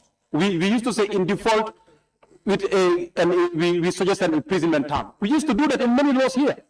We used to do that to say in default of the fine, the person is, could be sentenced to a particular, sentence term. We have that in many laws here. It is applicable, whether we agree or not, but it's applicable. Sorry, what the legal team we're trying to say is that these are not those kind of offenses. These are not criminal offenses. These are failure to produce those documents to help the investigation or refusing to come to help the investigation. The intention is very clear. You need to look at also the intention. But that's why we put it in a monetary form. So in case you fail to pay or don't have it, the court will have the discretion to send you to prisons. Yes, Honorable Senator Badibu. Chair, I want to appeal to Honorable Minister. This part, we take it out. I think by adding these monetary conditions there, then we will look for this so let's take out the monetary, let the court decide. You yourself say that if the person commits contempt, let the court decide. Let the court decide. But, so now I think we have had enough from honorable members on the proposal. You may not come to terms, then the majority can decide. Honorable member for Sabasanja. Yeah, I think the fine is okay, and it is okay if we have it there. That does not mean that it is the committee that is imposing the fine. But this is just to guide the courts as per what sentences. No, wait, you see, Honorable member, please don't address him directly. This is the fine there is just to guide the court in sentencing or in delivering a punishment to the person who is guilty of a particular charge. The court will now make a determination and say, this is the limit. You cannot go beyond this. You cannot go. That's exactly what they are trying to do. Just to guide the courts as for what kind of sentencing they are told. Honorable member for an offense is okay. Lord Flado, West. Yes, thank you very much. I agree with Central Body. If in the event that he fails to pay the 25, what next?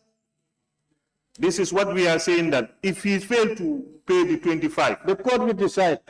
Then this matter should be left for the court to decide generally. Yes. But honorable member of the court, there are sorry.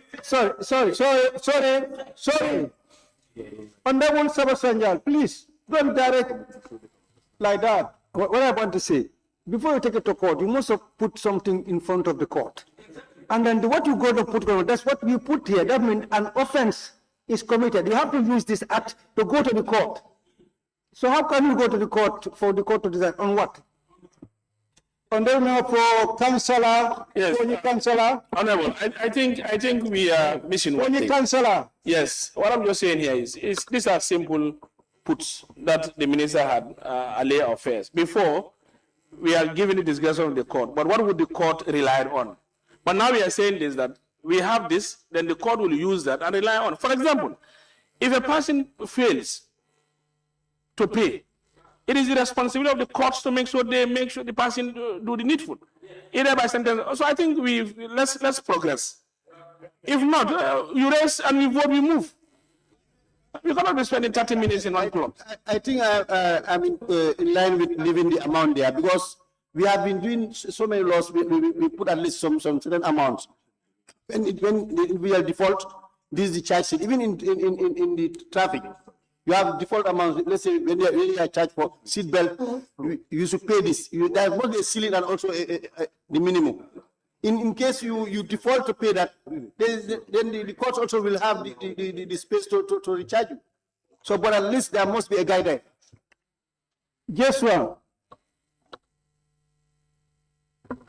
I think my problem here is it a crime to put in default to serve this number of years in prison? You already been fined and you cannot pay. Then put there in default and we go move ahead. And you want to serve 1 month or 2 months in prison. Serekunda.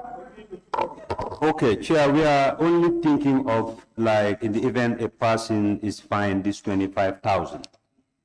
So what if somebody has this 25,000 and decides to disobey this committee, only to be fined that 25,000 and pay for it? I think we shouldn't attach any fine here. We should identify an offense and refer it to the courts to determine Honorable Opasalo. Yes, Chair, I think the amount we put there, I think it's okay. Can we, Honorable Central Body, please? No, I'm hearing your side talks. Yes. Yes. I think the amount should be fine. Because, you know, when we passed the Criminal Officers Act 2025, there's a guideline for fines and stuff like that. Which means if you are fined and you don't pay, there's an equivalence of number of days, number of months you have to stay in prison. It's there already. So if you leave the fine there, I think it's okay. Then if you cannot pay, you refuse to pay, then the judge will know exactly, he refer to this act, and they will say, okay, since you don't pay, you go 1 month, or you go 2 months, or you go 3 months. I think it's fine. Yeah. I think what the honorable member for Serekunda is raising, if you commit the offense by refusing to produce the document, you are liable to pay the fine. And if you pay the fine, so that means your offense will not carry effect. That's what he's trying to say.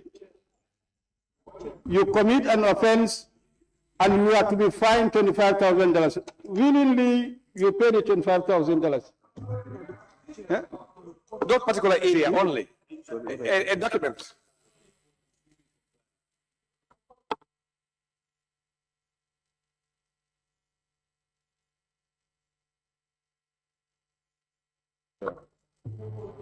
Good. So, honorable members, can we conclude on this now?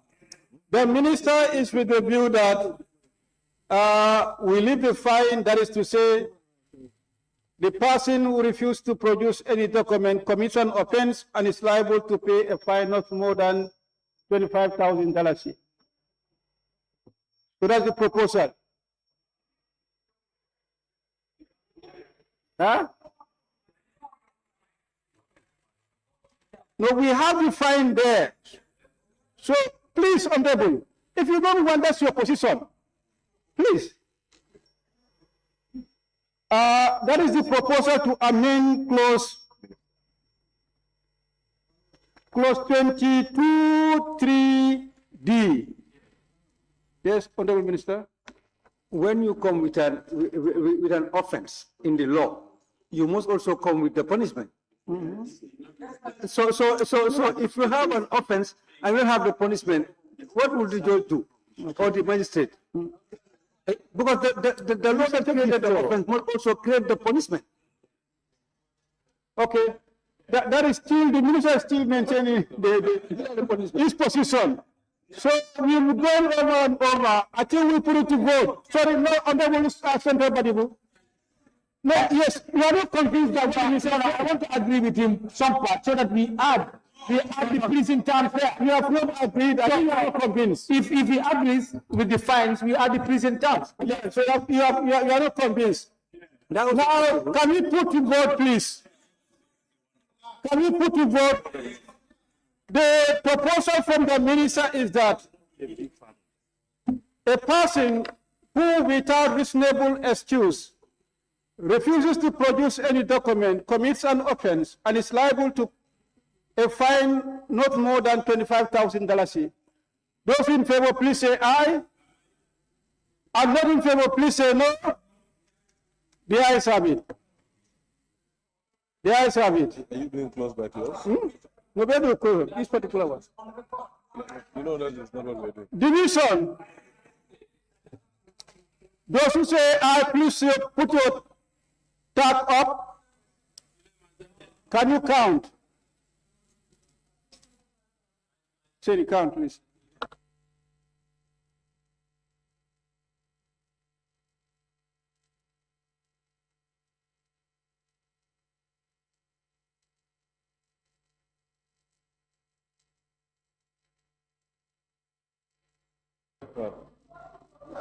Two.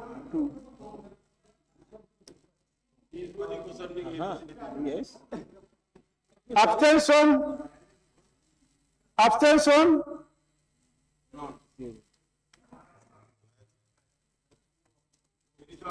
The results: ayes 18, noes 2, and abstention 0. The ayes have it.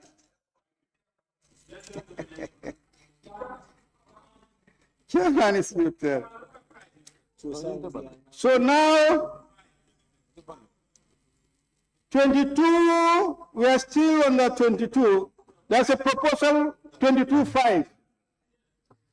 The 22.5 from Honorable Member for Sabah Sanjal reads, the article D should be added after the word done before the word parties.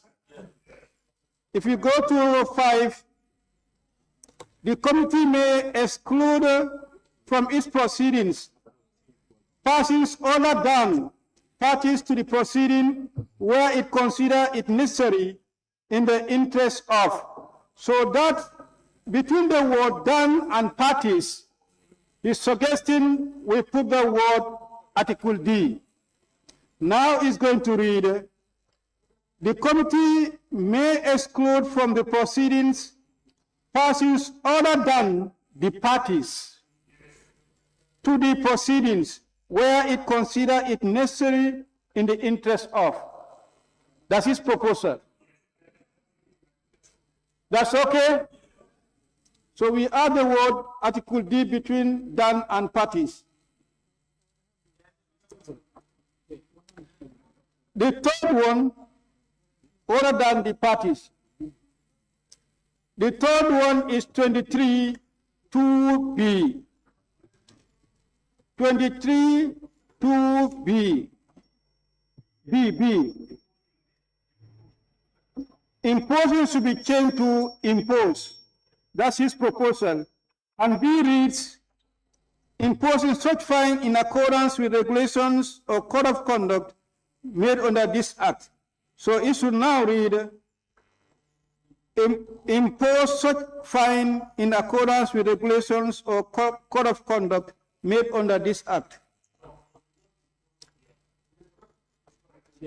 Imposing, yes. Under number 4. Yes, the root word is the committee shall impose. So you cannot say the committee shall imposing. You understand? That's how it is.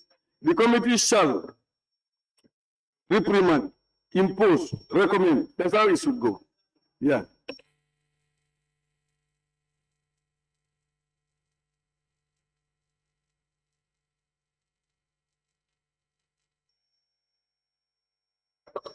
The proposal is to change imposing to impose.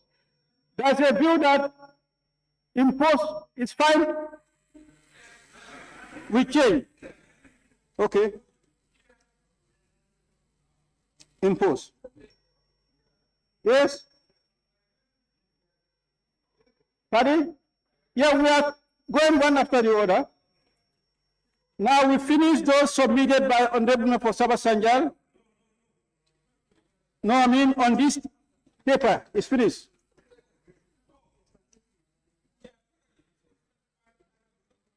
We have 22.3 and then 22.5 as well as 23.2. These are the three. What is here? I'm saying what is here? We've exhausted. I mean on this paper. Please allow us. Yeah. That's finished.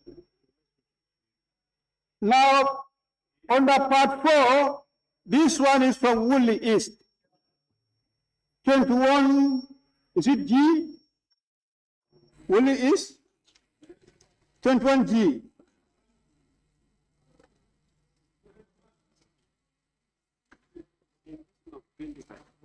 Ah. 21 what?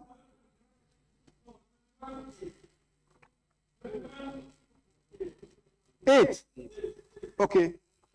21.8. 8, yes. No quorum is mentioned. Yes. 21.8 reads, Yeah.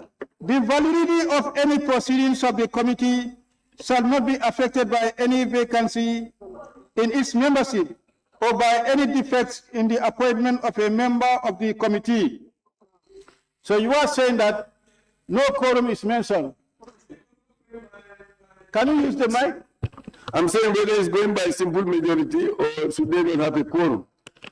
Because no quorum is mentioned in the for this committee. Yes. It's mentioned earlier. For the disciplinary committee, no quorum is mentioned. Can you go to 18.6? 6. 18.6. 18.6. That's for the. No, that's not for the disciplinary that's for the committee. council. That's council. This one is the disciplinary committee. Disciplinary committee of the council. Yes. No quorum is mentioned for the. For the disciplinary council committee. Even though it's a committee, don't you think they need to have quorum? But are you suggesting that that should come under subclause 8? Yeah, but not actually, it should come under subclause 8.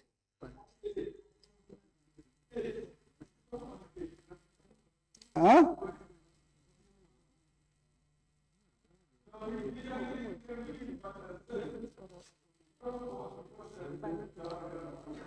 The committee shall meet at such places and time as the committee shall determine. That is the meeting place and time.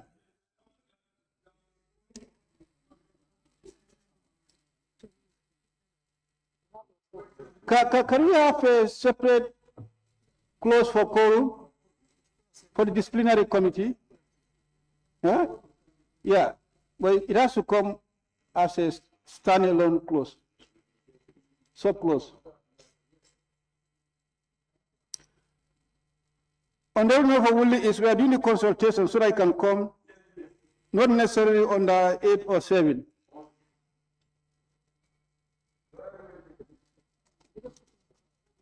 While the minister is busy doing that, can we proceed?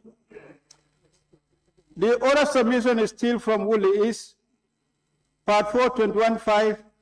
The word the council should be deleted.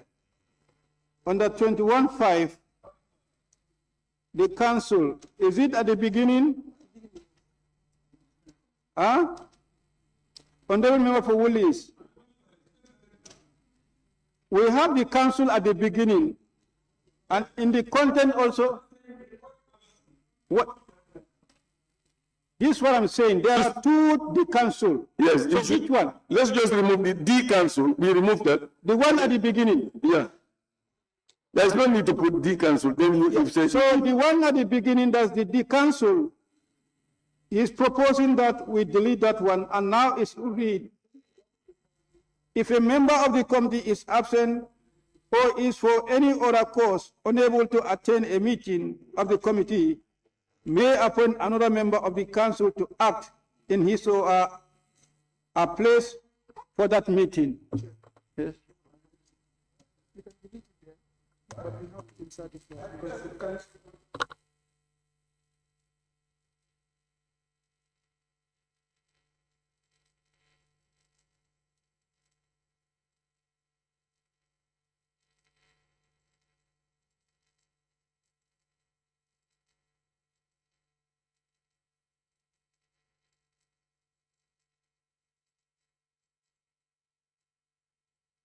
The proposal is that while we delete the council at the beginning, when we read, if a member of the committee is absent or is for any other cause unable to attend a meeting of the committee, the council may appoint another member of the council to act in his or her place for that meeting.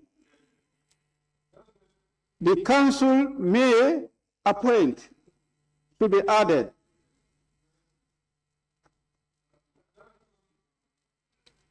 So the first one we deleted, and along the way after the word the committee, we insert the words the council before the word may.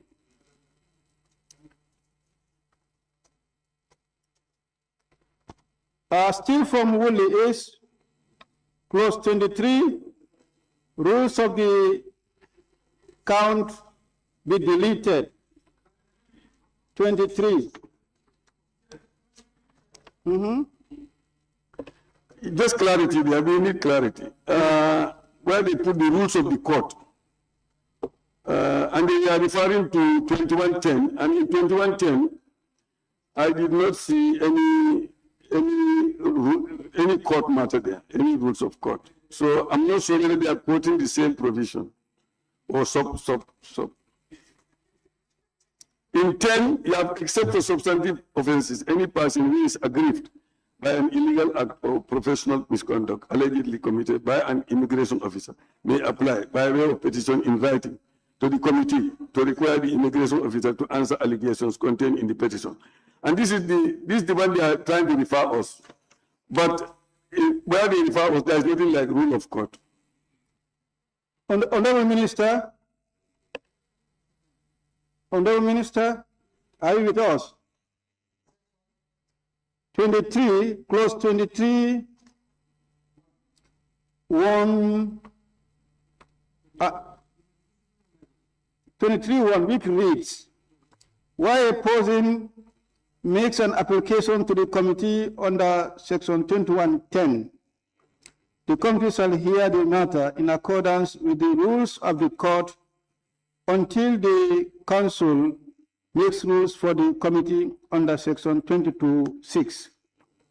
So the member is trying to say rules of the court be deleted.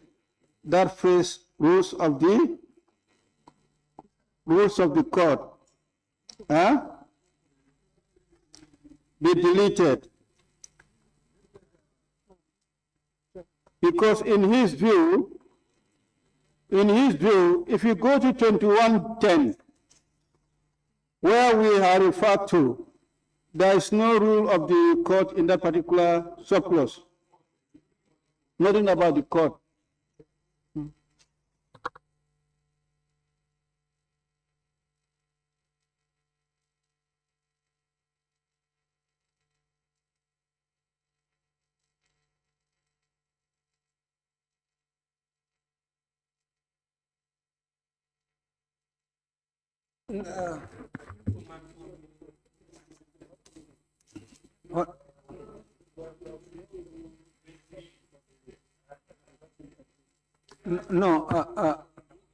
Honorable, what we are trying to do, the council in the latter part will come up with their own rule.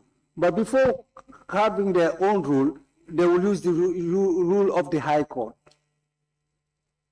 in their proceedings. That's all. Until they come up with their own rule. But now we are even inserting to give them a time limit, maybe within 3 months after establishment or within 5 months, so that it will not be open. Because if we leave it like this, maybe some people will not even come with the rules because it's open.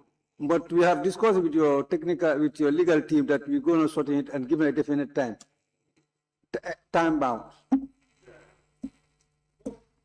Is if we leave this there, and then they come and make their rules, then they will not be going by this anymore. They will be going by their rules. Yes. So this law will still be there. It will be redundant. No, it will be redundant. But this one will be in the act, and whatever they are coming up with, Yes. will be in the regulation or what? No. Yes. Chair. Yes. Yes. I think we can extend it, just like the minister said, maybe within 90 days. And that allows them time to be able to come with their own rules. And once the rules comes in, then the other one, High Court rules, goes out. It will supersede the other one. So within 90 days, they have to come with their own rules. But during that 90 days, they will use the High Court rules. Yes, where it applies. Okay. What are you suggesting? Okay. What we're going to do, we're going to change with the committee to make their own rules, and we remove the rule of the High Court so it can be done once and for all. So we'll do a proposal. Yeah. Thank you. So you can redraft that, then we proceed to another submission. Any other? From Woolley is 25-1. The word concern should read concern instead. 25-1.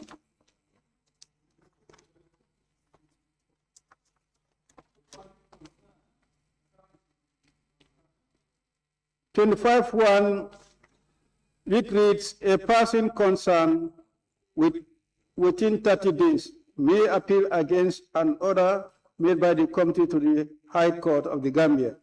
So instead it should read, a person concerned.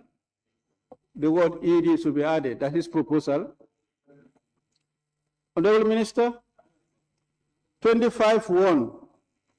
We have a person concerned. He's proposing we change that to a person concerned. Yes. Upper Salon. We just be consistent with what we've been doing before. A person that's aggrieved by a decision of the committee, and then you go to the High Court. That makes it much simpler. When you're aggrieved by the decision of the committee, then you go to the High Court. That makes it very simple. That's what we've been doing. Yeah. It's not fine, but fantastic.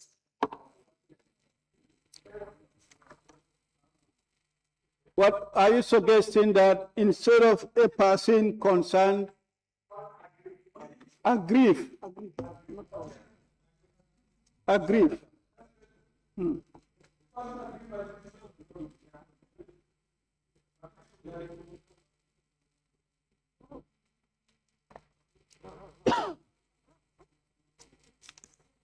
Any other? Sabah Sanjal, another submission from Sabah Sanjal, 25-1. A person concerned should be changed to concerned. I think it's the same as what the Ondemo Fawule is. And then close 25-1 to, I suggest that we merge them together. He's suggesting we merge 25-1 and 2. 1 and 2. And when we merge them, it should read as what? We will not propose that.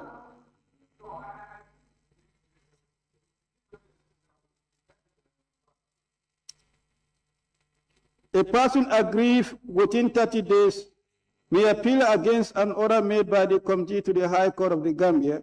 And to Honorable Minister, that person concerned, that one also be changed to aggrieved.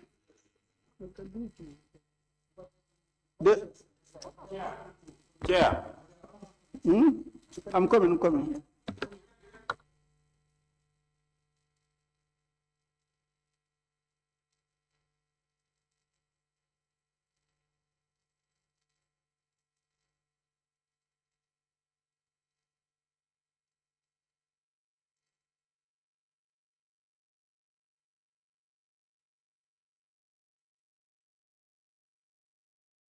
Chair.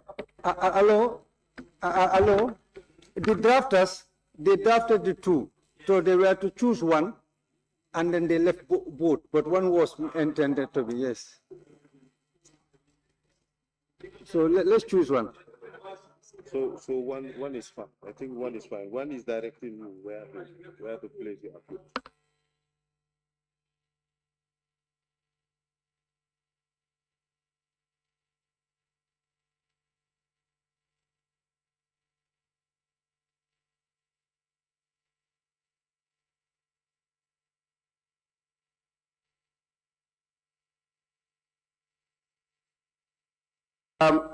Your Honorable Chair, concerned.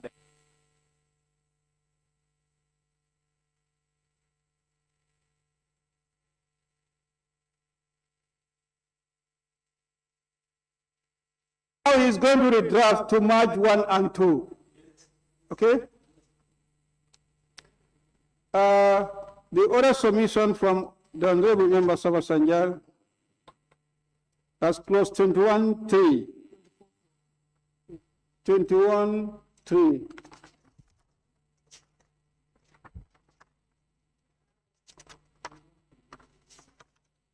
And 21-3. Where's 21-3? I'm seeing 22. Okay, wait. Take 17, okay. I propose that the endorsed by the minister be changed to subject to the approval of the minister. He is proposing that the endorsed by the minister be changed to subject to the approval of the minister. And 21-3 reads, the council shall appoint members of the committee within 3 months of the commencement of this act and endorsed by the minister. So that phrase endorsed by the minister, subject to the approval of the minister, instead of endorsed by the minister, and subject to the approval of the minister.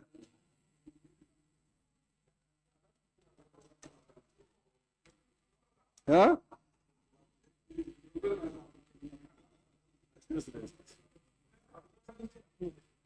Yes, sorry.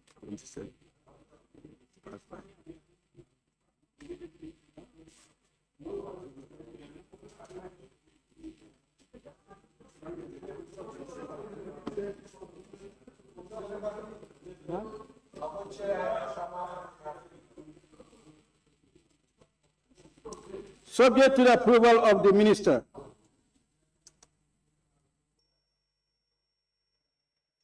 Okay? So the minister has accepted the proposal that we change endorsed by the minister to subject to the approval of the minister. Is that okay? That's all? These are the submissions so far for this part. The minister supposed to redraft 23-1. Minister? Okay.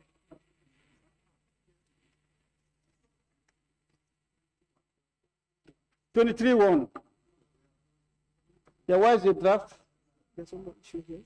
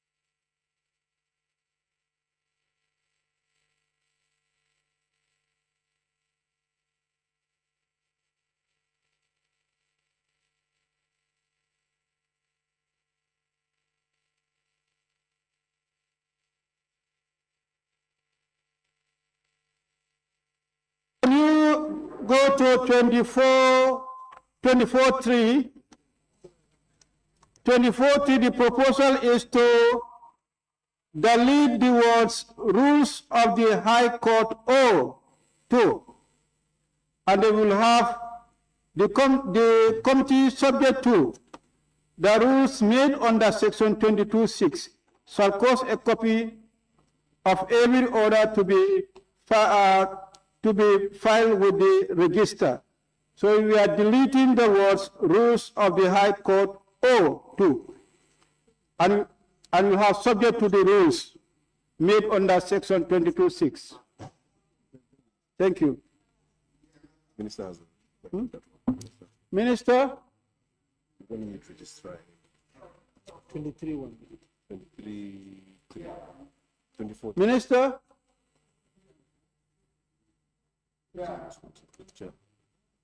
Yes? Hey, go to your seat. Remember, we said the referral to High Court. You are not from Kalinding. Can you go to your seat? So 2 and 4 should go. But final and effect. And then go to your seat. The committees are concerned. No, but now we are talking about Okay. But make sure you don't disturb. The minister is doing some redrafting.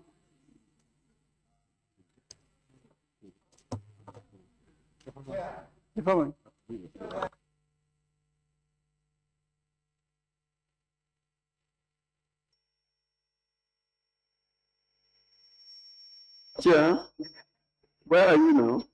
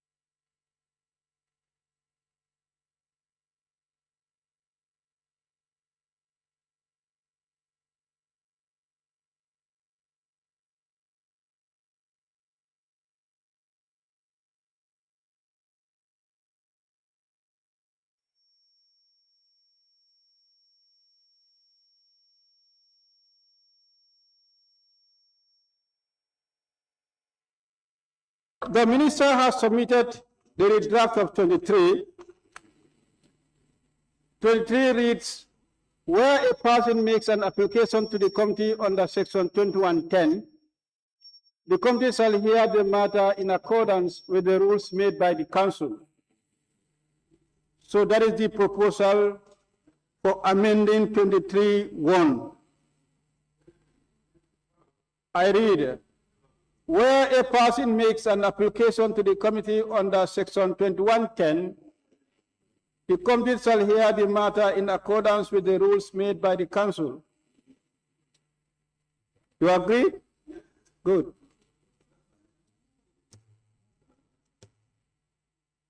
Where a person makes an application to the committee on the Just that wherever you have this rule of the court. Rule of the court. Yes. We can delete that. Because in 24.3, it's mentioned there again. The committee is subject to the rules of the court. So we can take that out, right? Yeah, you've seen it. You are proposing that wherever we have the rules of the court, yes, then that should be deleted. We should, yes.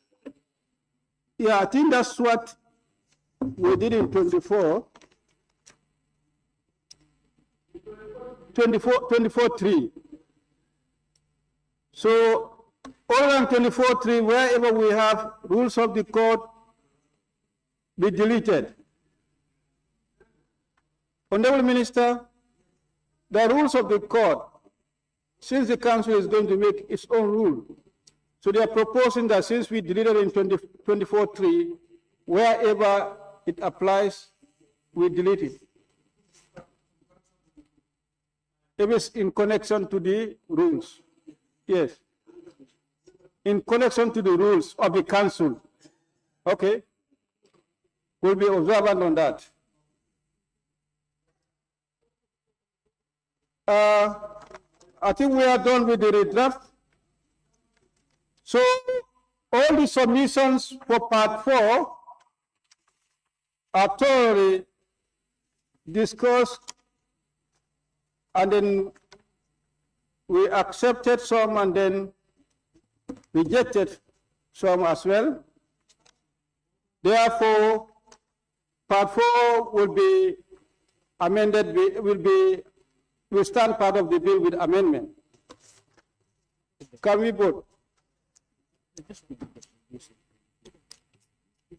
Honorable members, I'm now going to vote that part 4, investigation of complaints, stand part of the bill with amendments. Those in favor, please say aye. Not in favor, please say no. The ayes have it. On that note, part 4 stand part of the bill with amendments.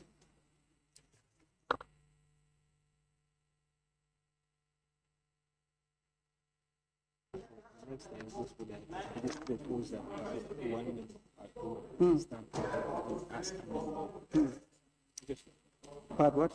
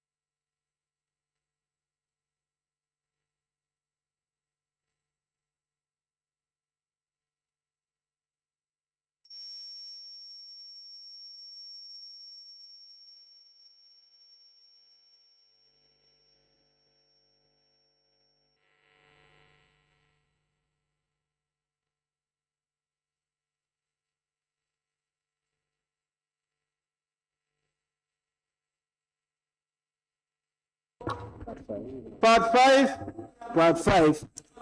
5, financial provisions. Part 5, financial provisions.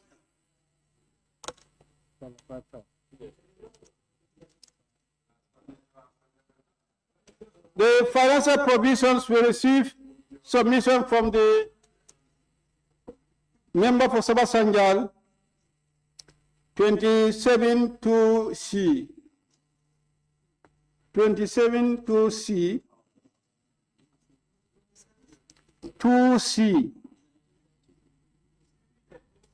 He said it's repeated and therefore the last C should be changed to D. We have 2 C's. That's just the numbering, Chair. We have 27 to A, B, C, and then B, C. There are 2 B's as well. Honorable Minister, we have 2 C's and 2 B's. So we rearrange the numbering. Now we have the first one A, second one B, third one C, and then the fourth one will be D, and then the next one will be E. Huh? Is that okay? Right. Then we go to 27.3. He says the sources of monies for the fund should be changed to sources of funding for the fund. What is that?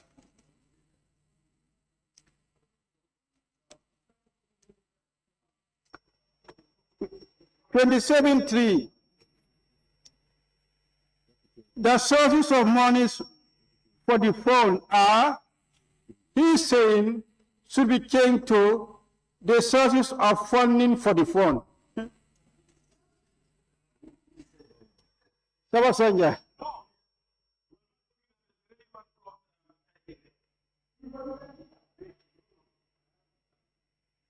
$27.3. No, just sit down, please. No, let me see what I wrote. 27.3. Take your paper. The sources of money for the fund should be changed to the sources of funding for the fund. You are not reading the proposal. What was I reading? Yeah. Honorable member is saying that what we have in 27.3, it reads the source of monies for the fund are, should be changed to the sources of funding for the fund. That's what we are saying.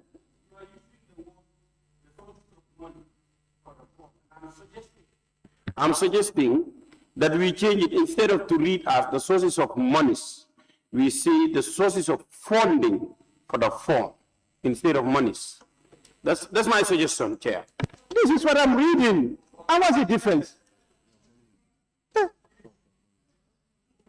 What we have initially, the sources of monies for the fund are, the sources of money for the fund are, that's what we have initially. And what you should add to your proposal, maybe the are. He's now suggesting should instead read the sources of funding for the fund are. So funding, the money should be changed to funding. That's what he is suggesting. They simply change what should be replaced, but not the entire phrase. This one is perfect. Honorable member, Chair, I think it is okay as it is. Honorable member for just one. It is okay, it is, Honorable Chair. It's okay, it is. Honorable member for Fonyi Councillor. Agreed. It's okay. Tumanda, honorable member. Yeah, I think the English is okay like this. It's okay. Yeah. The consensus is that it's okay as it is. 27.6, another proposal. 27.6. The article D should be added between with and minister, within the words with and the word minister. Chair, I also forgot that I wanted to also suggest that after be changed to in consultation, but I did not state it there. I don't know whether I need to write it again. I wanted to effect that changes instead of using after to be in consultation with. Let's clear this one first. 27.6. 27.6 is suggesting that the article D should be added between with and minister. The minister, after consultation with minister, so he's saying that between the with and minister, we should have the article D. And now it is going to read with the minister.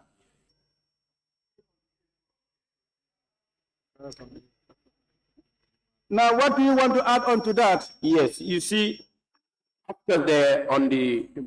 after before consultation, I'm suggesting that should be changed to in consultation with. The minister in consultation with the minister Yes. responsible for finance may make regulations on the management of the fund. Instead of after consultation, in consultation.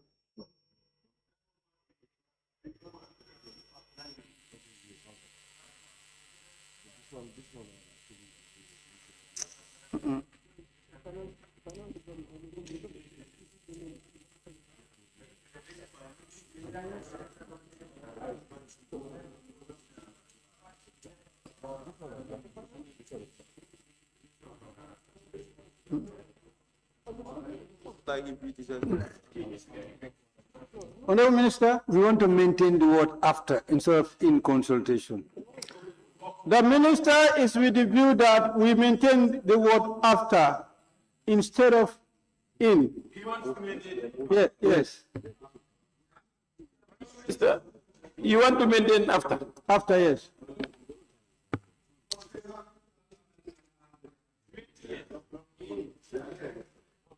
But the circumstance differ. the differ, Yeah. yes. Because I think it is you consultation, actually you go and. It's better. The circumstances definitely they differ together. Huh? Sorry. Financial provision.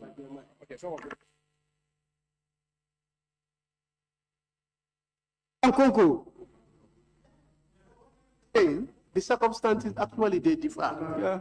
So here I believe it is better as it is. As it is. Yes. Okay.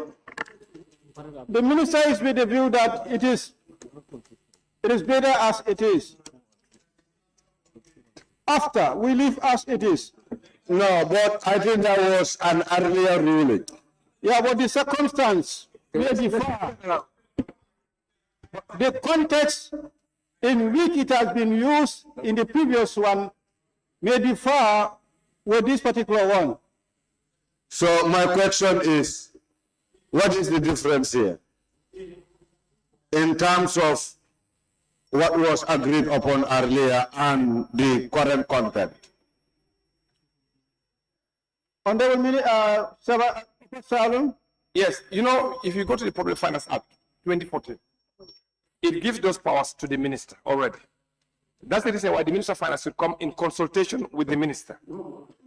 Because the Public Finance Act is very clear. If you go, it defines exactly the responsibility of the ministry, the responsibility of the minister, and the responsibility all economic things in the government should be handled by the Minister of Finance. So it should be Minister of Finance in consultation with the minister. But the consultation is mandatory that he has to consult with him. Check the Public Finance Act. Yeah. Section 6, I think. It's okay. Okay. We'll use in. Okay, he agrees we can use the word in.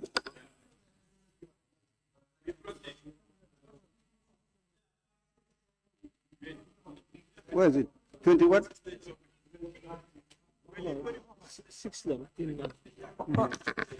I don't remember. 30. Clause 30. Clause 30.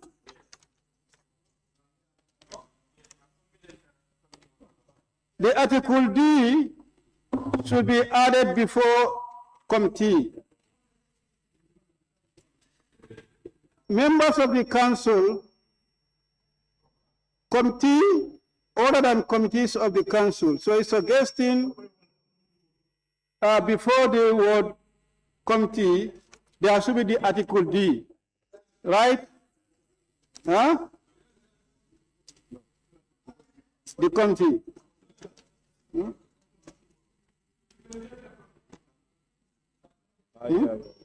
Chair. Clause 30 again. Yes. Shall be paid for allowance should be changed to shall be paid such allowances. Clause 30 shall be paid for allowance should be replaced with shall be paid such allowances. Shall be paid such allowances. Instead of for allowance, such allowances.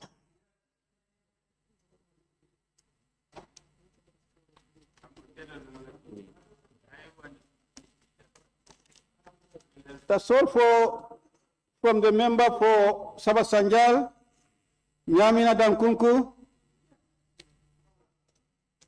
But Nyamina Dankunku is part 5.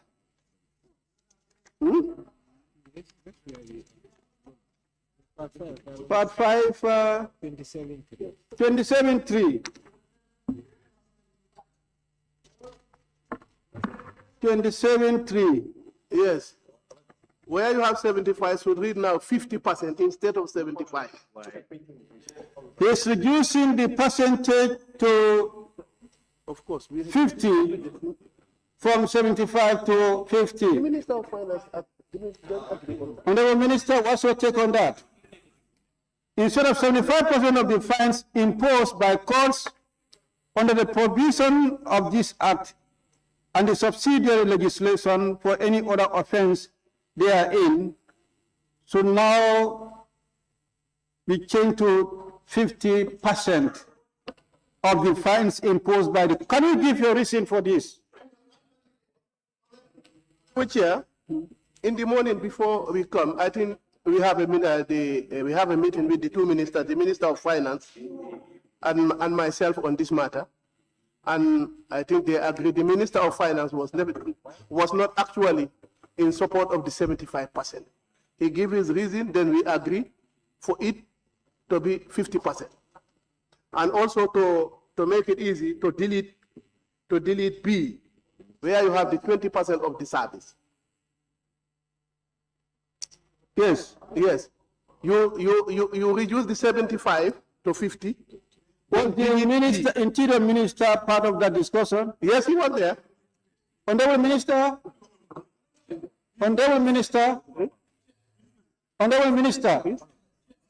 yes.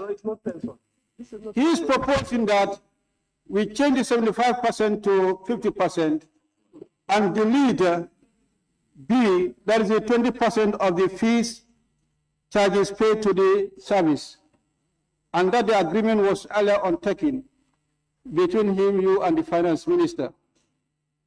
Yes, we agree to have the 50% and also completely delete the 20%. Okay. So the minister has accepted the proposal to effect the proposed changes 75 to 50% and to delete, I'm coming, and then to delete B. Yes, nominated. I'm coming, one after the other. For me, I always apply caution when it comes to the establishment of funds under agencies, bearing in mind that our resources are very limited. Having these percentages in the bill, for me, we can do away with that. In the bill, all we need there is to give the service and the Minister of Agreement, the Minister of Finance, a framework where from time to time they can have what? Arguments. Depending on the economic situation and the revenue being collected, those percentages can vary. But today, if we agree on 10%, it will be 10%, regardless of how much they are collecting.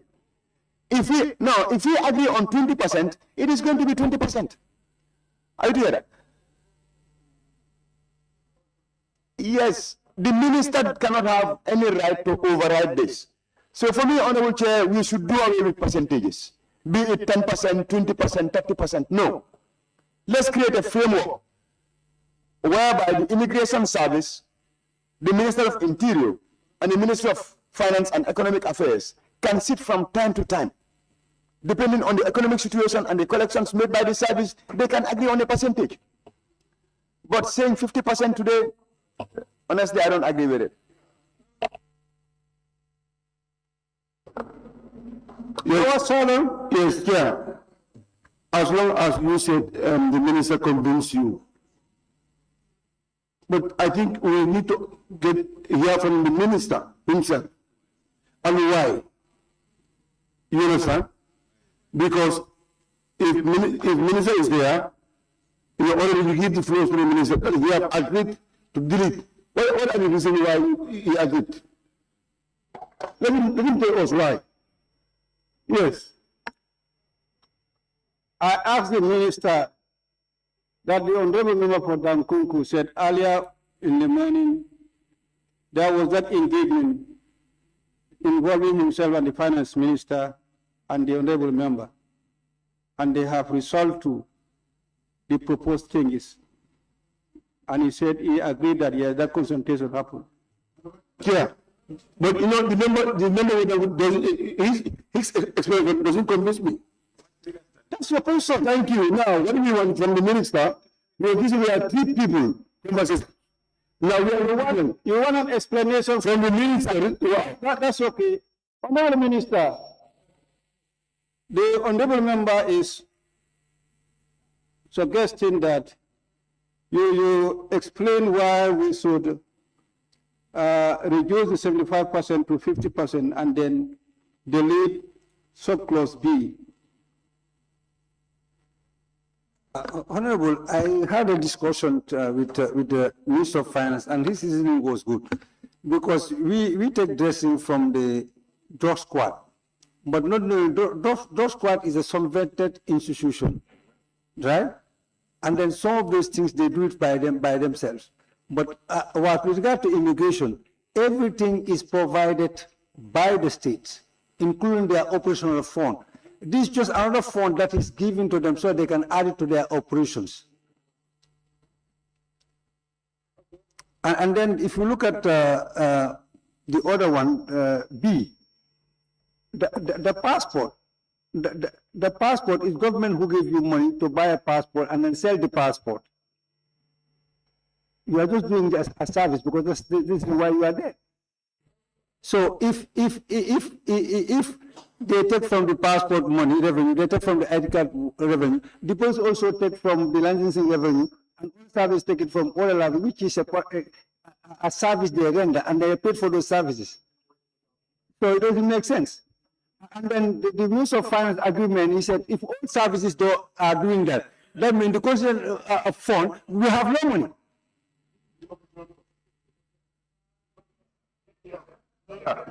Chair, we heard from the minister. Honorable member Chair West. Yes. No selling.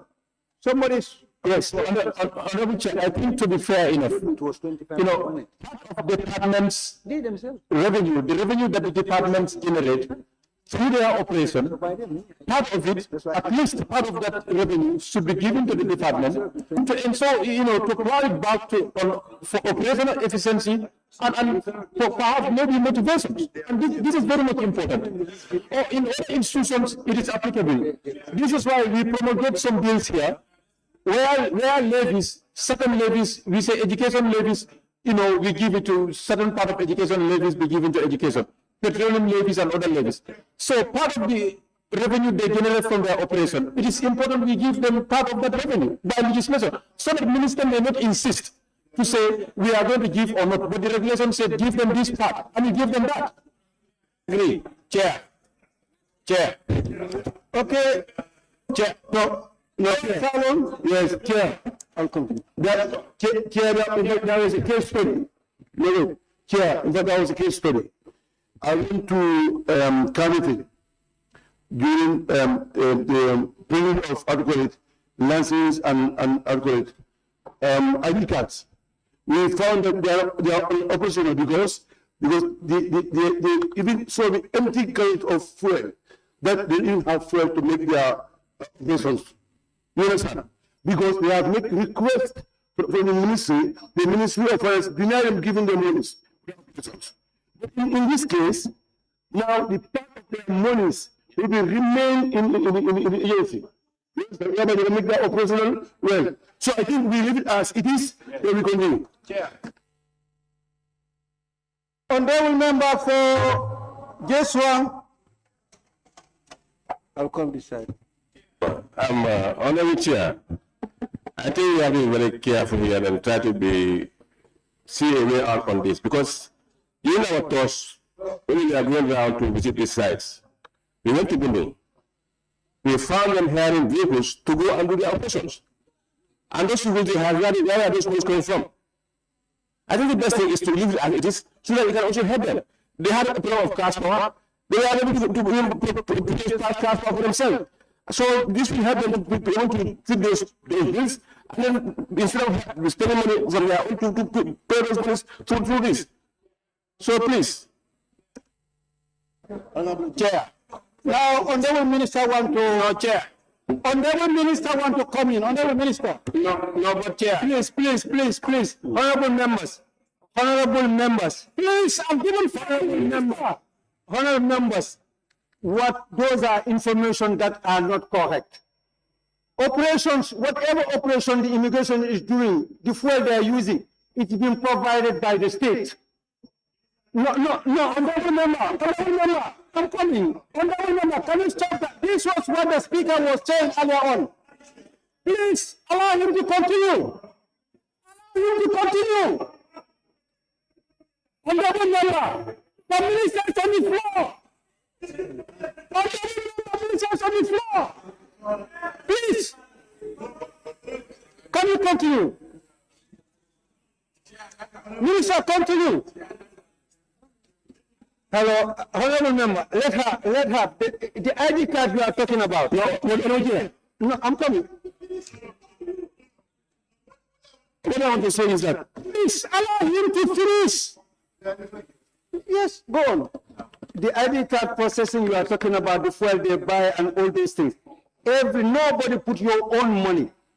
Because even when the phone, because the problem is getting the phone on time, that's where the problem is. And even when we have problem getting the phone on time, I will take it from my own pocket and then they buy it and give it to the ministry, they buy it after they will refund to me. But they said on operation, on ID card and all those things, people pay their money, that's not correct.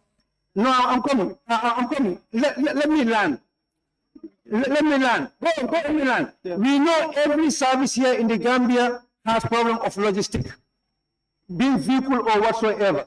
But you cannot go and hire a Gelegele, and then you process and you ask people who you arrest to pay for that money. Nobody is getting from your money because there are vehicles. If you don't have a vehicle, when you want to go on operation, nobody asks you to go and hire Gelegele. So that should not be used as an agreement to say they should be given that money to buy logistics. Okay. And in fact, let me come. Recently, how many vehicles were bought for them? I think 5 pickups. 5 or 3, is it 5 or 2? 5 pickups of recently. And another thing, also they are expecting almost 30 vehicles, right? They are expecting 40 vehicles. 32 pickups and 6 vans. No, but Kaseko will give them this money. This government revenue, government is spending on it. Okay, Chair. That's okay. Chair. Number 4. Fine. You're not helping, Chair. No, you're not helping, Chair. You're not helping me. Thank you. Chair. Chair. No, but no. I need the forum so that I can make my statement, please. Because these people. Yes, with due respect to the minister, this is a practical example in Janjambure when they were giving voter registration, this ID card. There would be a time an operation will be ceased because lack of fuel or lack of cash power. Now, if we have to wait until the minister put it in his pocket, for example, to solve it, this is a remedial to that. What we are doing is a remedial to that.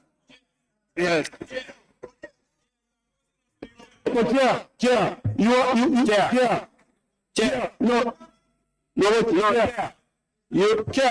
not fair with us. No, people have been talking. Just listen now, please.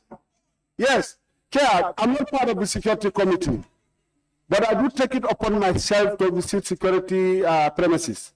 And then these are common problems everywhere you go. These minor things like even A4 paper for printing and other things will get finished. And they cannot wait for allocations from the Ministry of Finance. So giving them this 20% would help them to continue. It's not like we have to wait. We have to maintain it.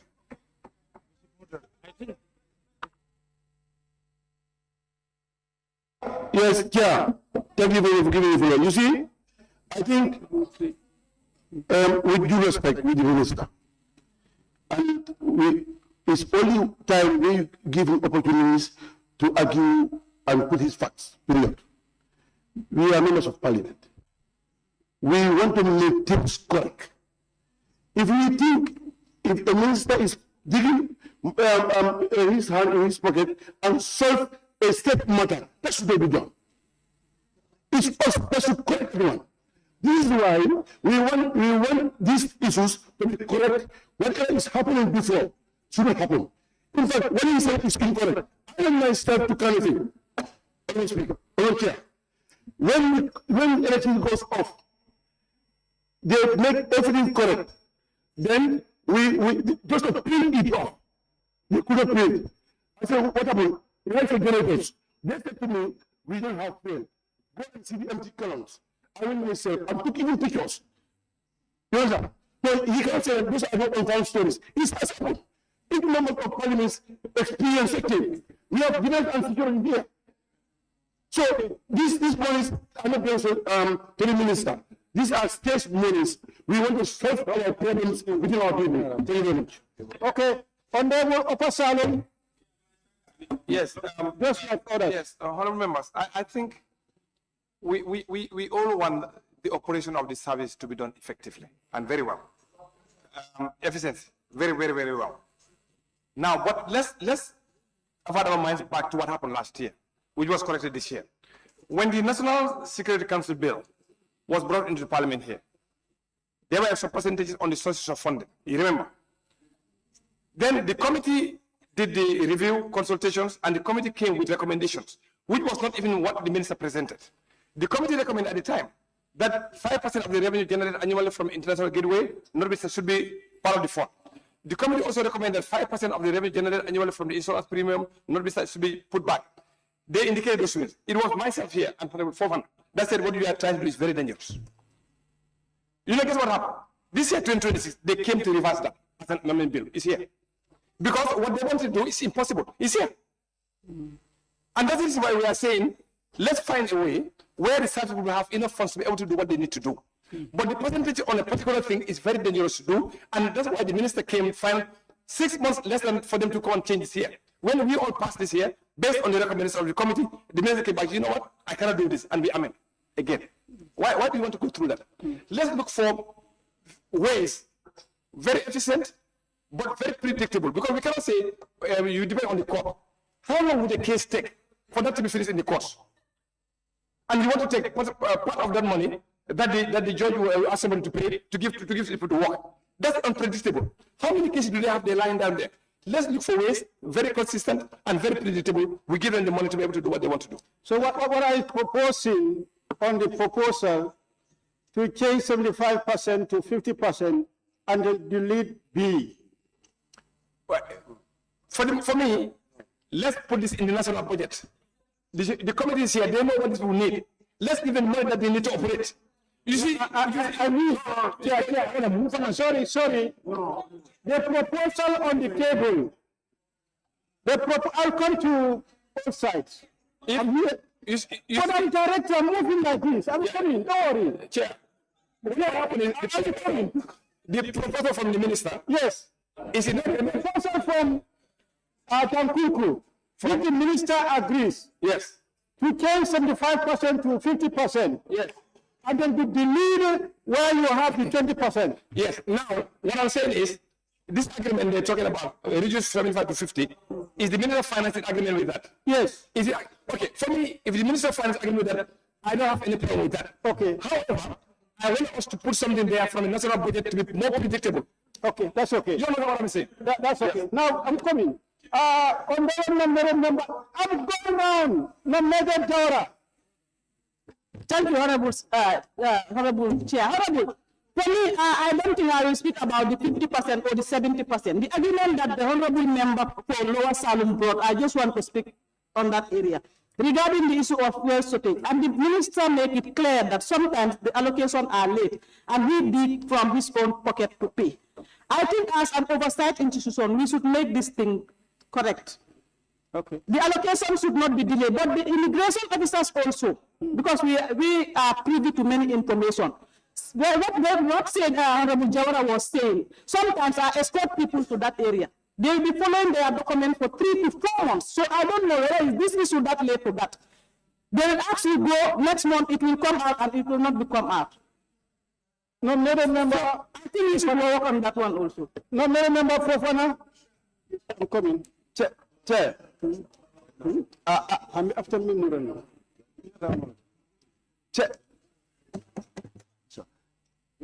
Chair, yes. I think the proposal from the Minister of Finance and the Minister of Interior is okay. For me, my issue is this. we are an oversight body. When we are making laws, let us look outside the box. Chair, I'm disturbed here. Serakula, allow me. We are lawmakers. When we are making laws, let us look outside the box. We are establishing funds out of the consolidated fund itself. That will come with managerial challenges. Today we are saying they need it because we have first-hand examples. But mind you, if you go down, the management of that fund will be subjected to audits. So for me, I would say this. I just agree to the proposal because it is between two ministers. But if not, I will never legislate into law with fixed percentages when it comes to revenue that can go to a single basket, and as a state, we can sit down, look at those meager resources and prioritize them based on our need. The executive, the Ghana Immigration Service is part of the executive. So let us not draw any line to say that we are finance. It is directly under the purview of the Minister of Interior. So if you are concerned as lawmakers, the minister is more concerned. So let us not draw a line of separation between the immigration service and the executive. So what we need to do is put the executive to tax and look at the proposals they are doing. I hear that. Okay? So, thank you. Before you conclude the proposal, no, the Public Finance Act is giving the Minister of Finance the authority to approve it. So since we agree with the Minister of Interior, I agree to the 50%. 50%. Yes. Thank you, Chair. I think care needs to be taken. We might sympathize with the institution and we might talk about the funding challenges, but this is common. Now, I think, as alluded by another member, if we want to solve that problem, we have to wait during appropriation bill. We appropriate to the relevant authority. But this bill, we need to treat it as any other bill that comes before us. We do have sources of funding, the money allocated by the Ministry of Finance. But for us to put a percentage here, it's not realistic. It's not realistic. We have to make a law that is realistic, that at the end of the day, they can know that this thing is available. Because at the end of the day, we'll put it here, and the minister or the ministry or the department will find it very difficult to access that fund. And we all know the financial regulations that governs it. So it's the Ministry of Finance at the end of the day that will give this money. And you know at the basket, how many other bills or how many other things do we get from the fund? So let us wait until the budget session. We all support the department and say we need to allocate this thing for fuel or for the cars. That's simple. But here we need to be sure of sources of funding. I will come, don't worry. Can't waste. I'll come. If you should ask me, I will say 50%, 20%, honorable. Yes. 20% we take them out. Honorable Chair, I think Honorable Member for Upper Salem forgot very quickly. He brought in a bill here which concerns education, and they requested an education levy. They requested it, and yes, we defended it. Please. He requested and he defended that one. A part of that education levy, to be given to that. In fact, it was from that levy they say some is going to NACA. It's from that we argue about it here. They said part of that levy can go to that bill that they brought here. So this time around also, if you go to anywhere also, environment, there is a part of the levy that government is also given to environment as well. Part of the environment levies. So when we come to this one, we said from their operations, the revenue they generate, and from the court, proceedings about the cases that is referred to them, part of that is going to them. There's nothing wrong with that. Okay, there's nothing wrong with that. Yes. Thank you, Honorable Chair. Then I'm coming. I want us to look at this thing very critically. Honorable Chair, in fact, people are talking about the annual appropriation. I understand as far as the Suleiman. Go on. I want, you have to pay attention what the people are telling you. Don't listen to him. You cannot be entertaining two steps. Please address the Yes, that's what I'm telling you. You have to pay attention. Go on. So what I'm saying, as far as the appropriation is concerned, we have to understand this thing. It's important. Immigration as a department, they are mandated to do certain operations. And the operational costs need to be factored. And that's why that percentage is important. You know that they have an activity plan from January to December what they want to implement. Sometimes you will request for allocation, it's not going to be available. It depends on how much the finance minister also got. And how much can how can the finance minister dispense on monthly basis. So sometimes you want to do certain things, it's not available. And that's why the minister says, so they have to dip it into his pocket and serve that particular purpose until when the money is available, he can recover. Okay. So these are things that we look at. So the percentage is very good. The operational costs need to be taken care of. Thank you. Anytime that is available, you'll be able to dip in that and use it to cover up the operations. We can do that. Honorable Councillor. Yes. Councillor. Yeah, Honorable Chair. For me, two things. That is the A and B. Sources of monies for fund. In the reduction, I agree for it to be 50%. Chair, are we together? I agree for it to be 50%. Secondly, the 20% of fees and charges paid to the service. You know, we have to be clear here. These are, the honorable member of central body was saying about the appropriation. Security money, 25 million of GAV was taken and relocated to energy. It's all of us, we are all here. 25 million was taken and relocated to energy. History. You understand? So now, what I'm just trying to say here, we have to fluctuate here. These are core money that they are working, and immigration had targets. Year from this year to this year, this is the collection that they are making. You collect, you're not even giving anything. Are you fair for them? For me, I agree, we maintain the 20% and work on the 50%. That is my suggestion.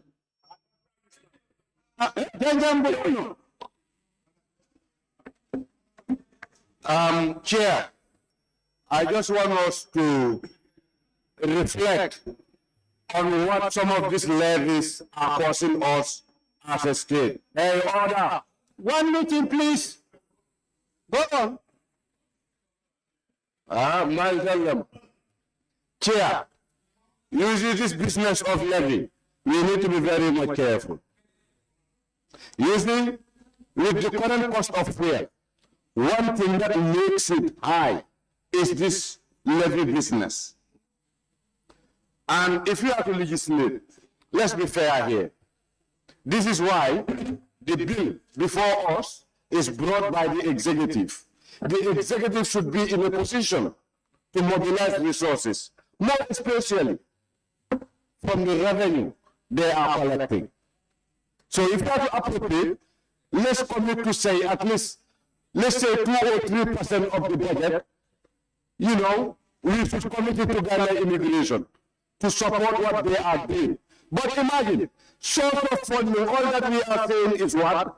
From court cases and all that. So now, we are in fact going to put our men in uniform in a very funny situation.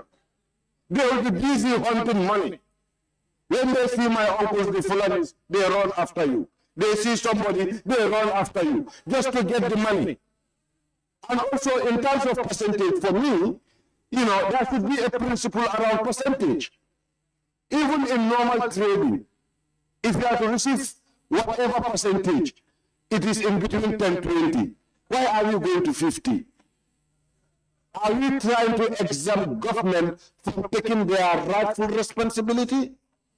I think government is ready to support the department. So as such, let's try to find out what government can commit in terms of supporting Ghana Immigration Department, and we put minimal focus on this levy and percentage business. I rest my case. Combo is.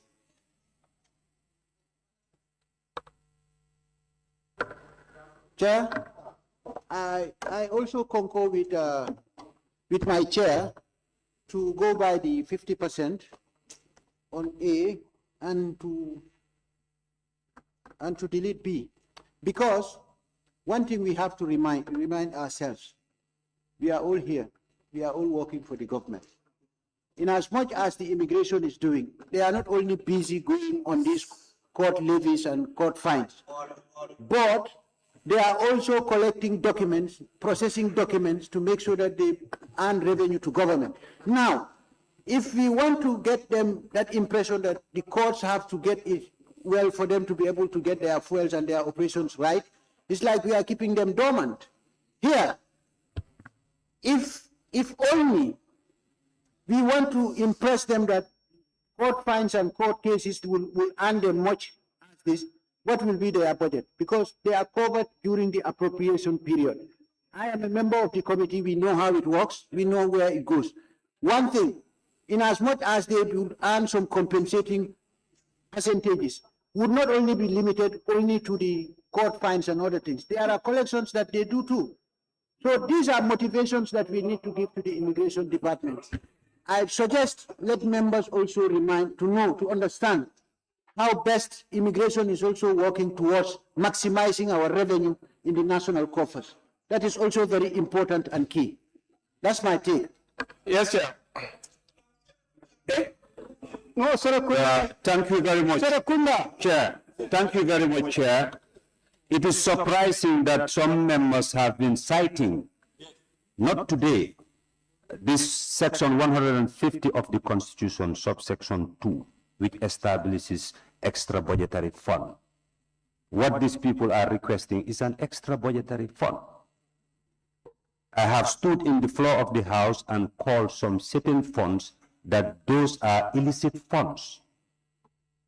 Extra budgetary funds are established by an act of National Assembly, and that's exactly what we are doing here, so that we can have efficiency in their operations.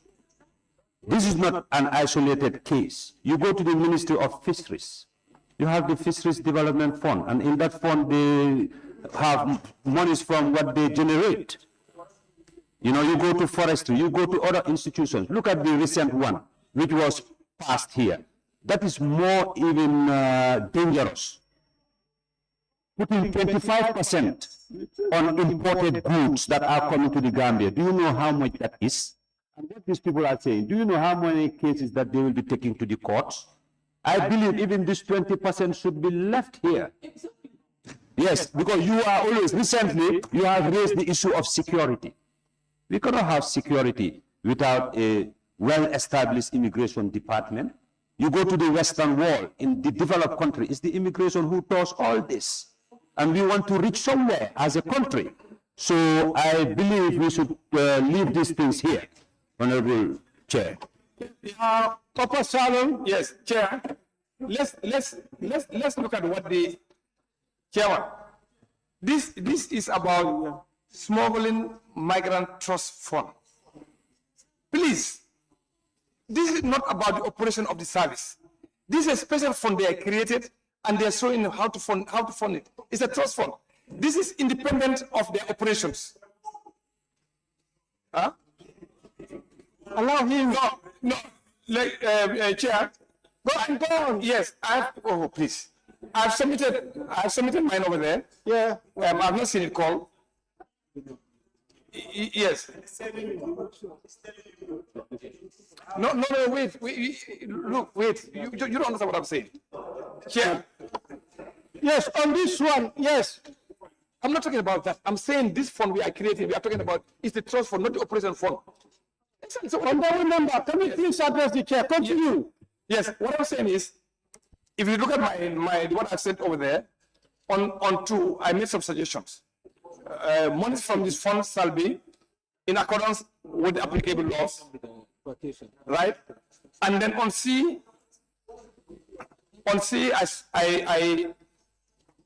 shall we together? Yes, go on. Now on C, where it says compensate, that needs to change to support, because already in the publicized pension act. Honorable, I think we'll come to that. Let's exhaust on this one. Then your proposal is here.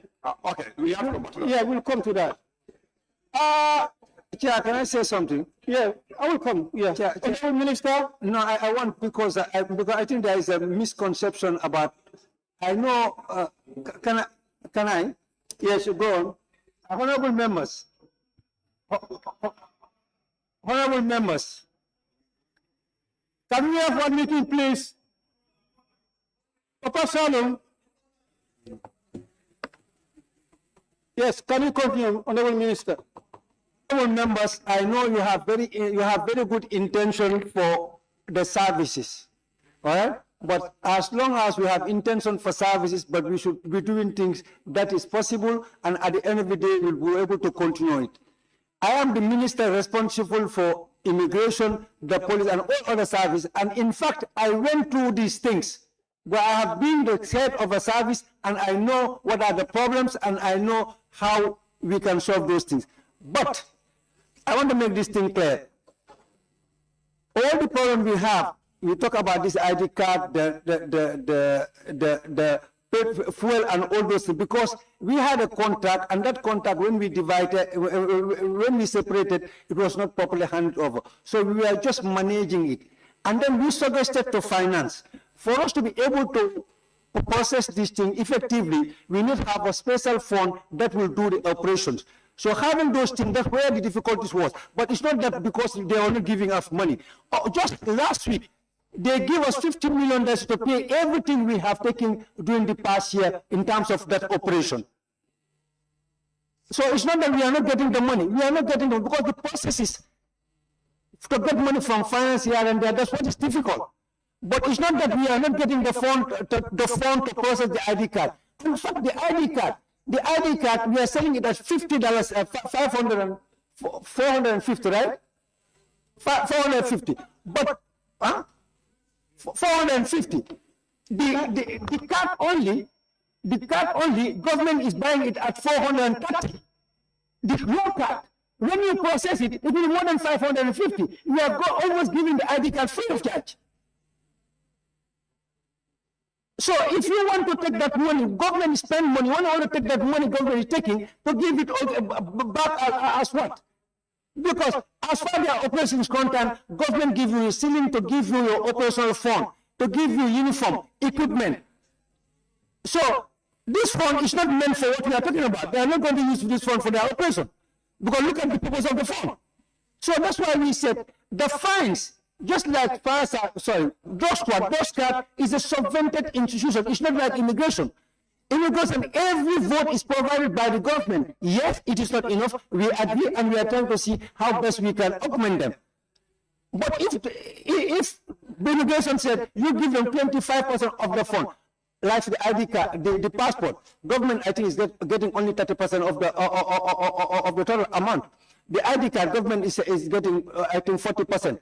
So government, after doing all the operation, when the contractor get the 60 or 70, the 20% that government have will give you 20%, and yet still we do all the operation, we pay the place, we do everything. It's not possible.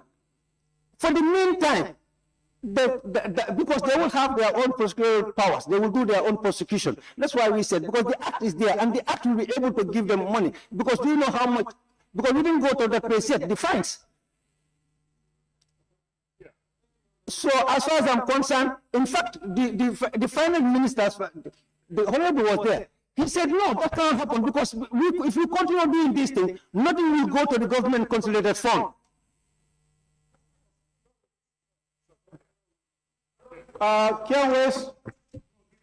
Yes, Honorable Chair, we are the ones making laws, and we are the oversight institution. We go around institutions and see what prevails there, not only depending on what ministries are reporting.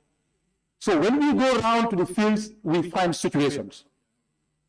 And this is why, when we were making appropriation bill here last time, the minister said input subsidy cannot be touched. He insisted it cannot, but we removed 300 million from input subsidy and recapitalized GGC.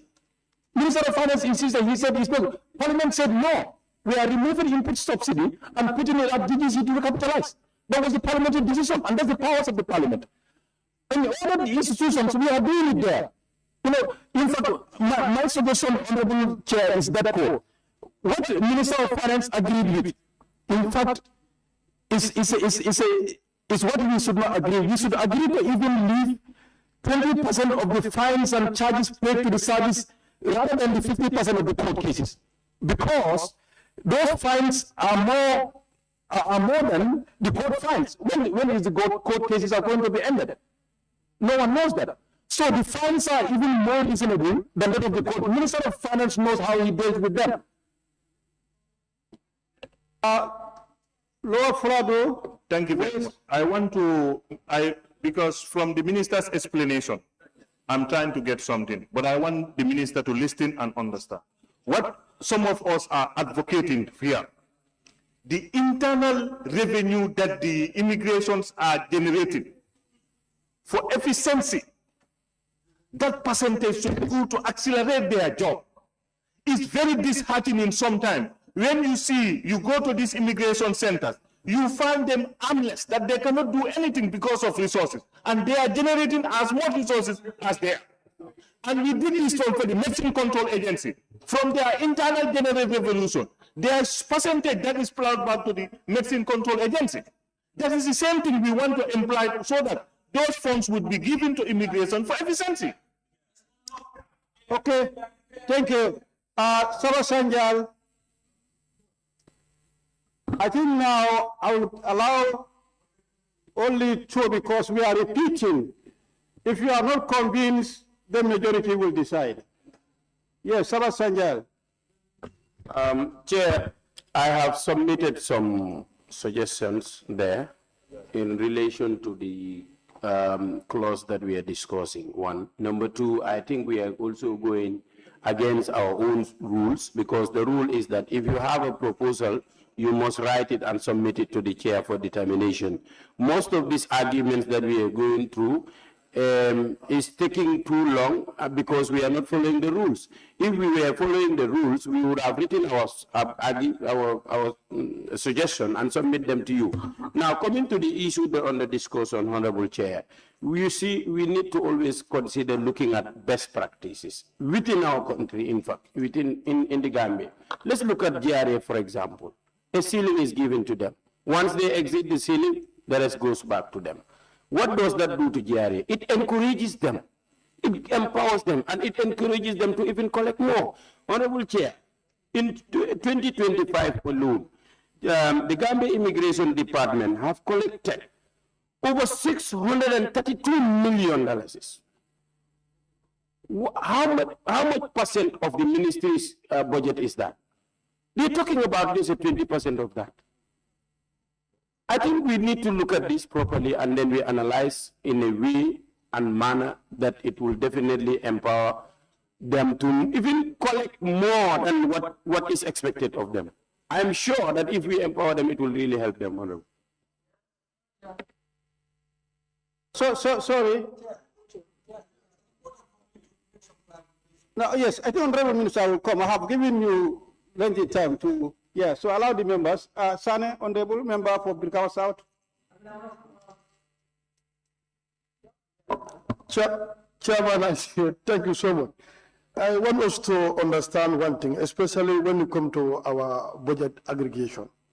The tax and non-tax revenue, immigration contribute a lot. One thing that we want to emphasize, I want to allude to Saba Sanjal. The operational costs need to be taken care of. I think that is very important. If you want them to do very well, let's support them with that. And sometimes, if we don't consider that one, in fact, they are only going to engage into a futile effort. So the 20% that we are talking, that has to be there. And any time the money is available, sometimes you may want to embark on an activity in January, the money is not available because the finance minister can only dispense what is collected. So if the collection is not enhanced, what is going to be their modality to get this money? So we have to help them to make sure that this operational cost is given to them. This of 20% is important.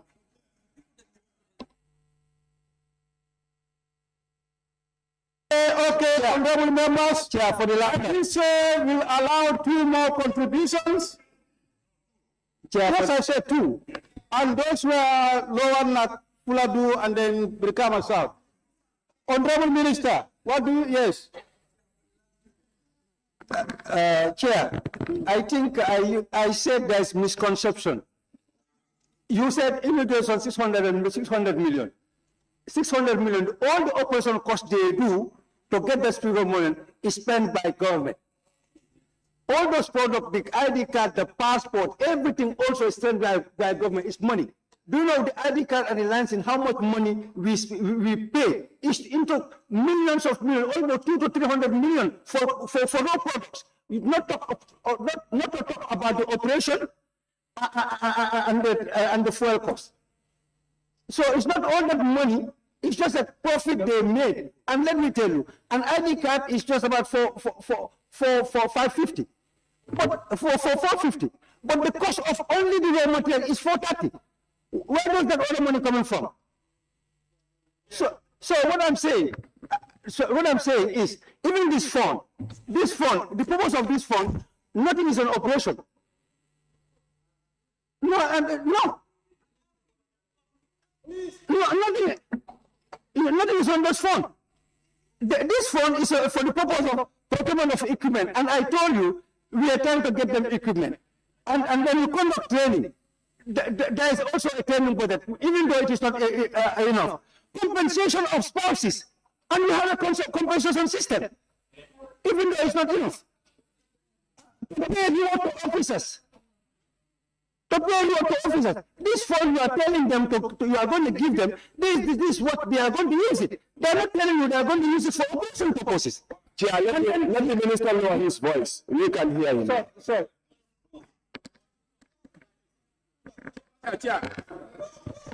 Chair. No, Chair, wait. There's a submission. No, I'm coming. And then for the purpose, in fact, the new documentation system, which we are going to launch tomorrow, all this operational problem, we have factored it. In fact, we are going to have perfect operational center in every region. We are having mobile centers, over 150 mobile centers countrywide. We are having a proper documentation center for ID card, passport, licensing. Those things are things of the past. We have solved all those operational issues. But if you are telling me, if they take 20%, and the police also saying they are making, do you know how much police are making on the licensing? The ID card today is going to 10 years. When you pay $500, $450, you will not pay for the next 10 years. But 350 or 400 driving license every year, you are paying $1,000, $4,000 plus. For the next 10 years, school is making more money. So this money are monies that government spend, and then they're going to recover the profit. But giving them 20%, the ID card program is 60-40, 70-30. Government for the next 8 years, government is only going to get 30%. So he said we give you with 20%. Honorable Minister. Okay, Honorable Minister, my suggestion is, I agree for just like what we are doing with Joe Squad. The court finds government, let them take 50%. And then the other 20% we are talking about, we cancel that one. Because the court fine, because the court fine, do you know how much money, do you look at the fines in the bill? No, did you look at the fine in the bill? We saw honorable members. Honorable members. Honorable members. Earlier on, I did rule that I will allow two more to take the floor on this particular issue. Excuse me, Honorable, I'm coming to your motion. I am seeing more tax up. More tax up. Can we, for the final time, allow those ones to deliberate on the issue before we conclude? Can we do that? Can we do that? Yes. Okay, but before we proceed on that, Chair. before we proceed on that, Honorable member who want to put a motion, what's your motion about? Chair, I think we are discussing issues that have to directly affect the financing of immigration.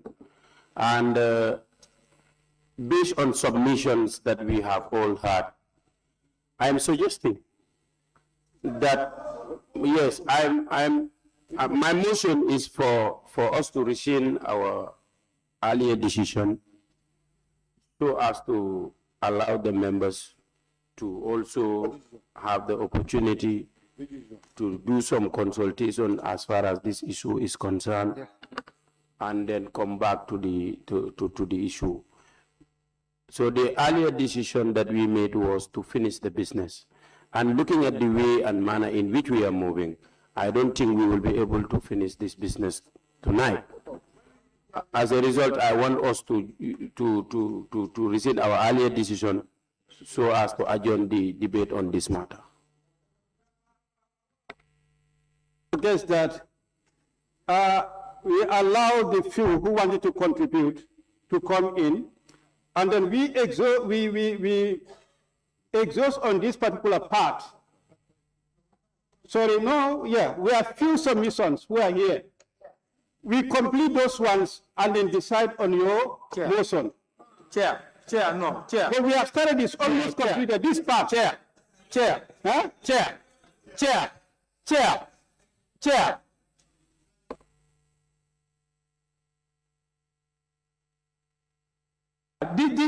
at a very crucial stage, and we cannot decide now. So before you entertain any other debate, let's calm down and do further consultation. Yes. Can you put your motion, guys, honorable member? That's a second. That means the House has to rescind. No, Chair. No, Chair.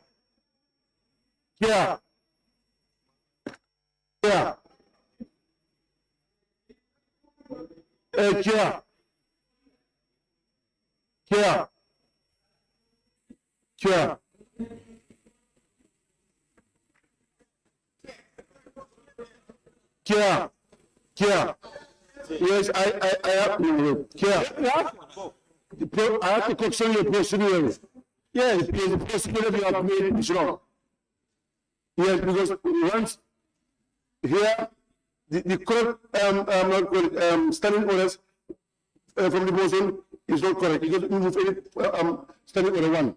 2, if you don't give that, you have to go there. There is no decision. We are not taking the motion here. Yes, we will go in. We will go up. Yeah, but before we go up to listen to his motion, can we exhaust on this point? No, you deliberated and people spoke their mind. Now we should vote on that. No, we cannot because it's controversy. It's all about the percentage. You cannot. Once we want to put up a motion, you cannot entertain any other thing.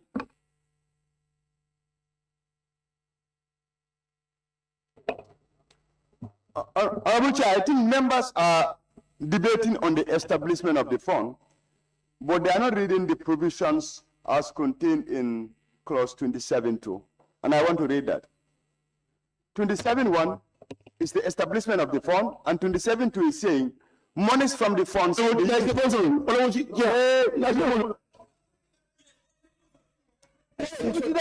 Chair, I smell motion. He's up. I need to submit. My friend, I need to submit. Speaker, 27 is here. Now you make a rule that should take a part on this issue. Please put off your mic. Nominate continue. Thank you, Honorable Chair. Honorable Chair, what I was saying is members are debating on the establishment of the fund, but the intent for that establishment, they are not reading it. And if you go to 27.2, it is saying monies from the fund shall be used for A, to procure equipment and appliances for the services, and B, to conduct training for the members of the service, C, to compensate spouses or next of kin of deceased immigration officers who died in active service, and D, to pay rewards to officers for meritorious acts, and E, for recreational activities. So now, can you listen to me? The issue of fuel you are talking about, go to section 26. Go to section 26. You listen to my submission. I'm not submitting to you. So you listen. I'm submitting to the chair. Section 26 is saying the service not later than 3 months before the end of each financial year shall prepare and submit to the minister for approval estimates of income, expenditure, and transfers of the services for the ensuing year. Honorable Chair, the fund is not for operational matters. The operational and administrative matters of the immigration service shall be done through appropriation, and that comes back to this parliament. So you must know the intent of the fund before we can debate on it. Okay, so now, Thank you. the proposal is that we suspend the committee of the whole house, entertain the motion, whether to continue or otherwise. Okay? The house resumes.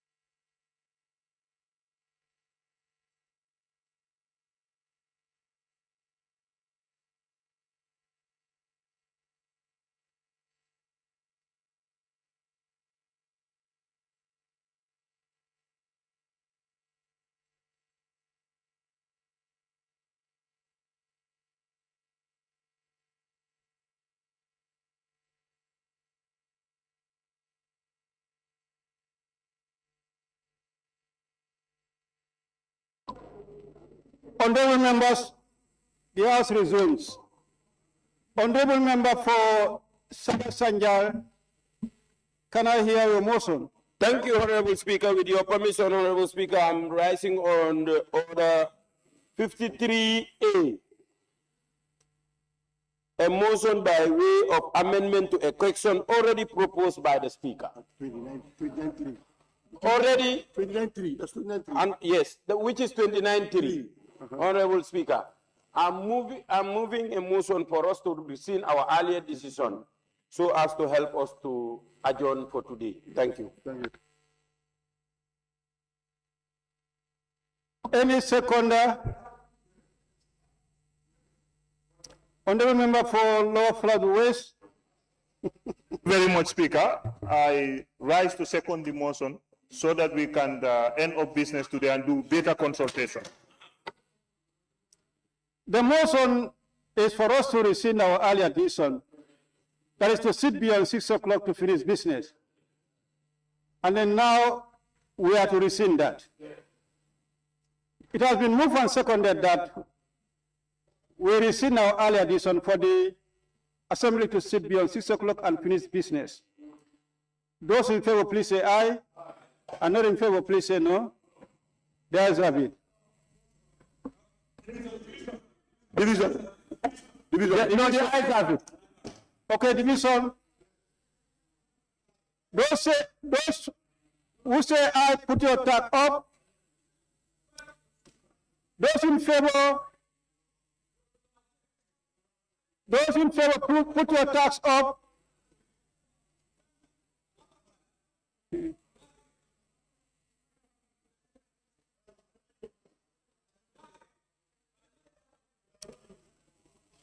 If you are in favor, put your tag up for us to rescind our earlier decision.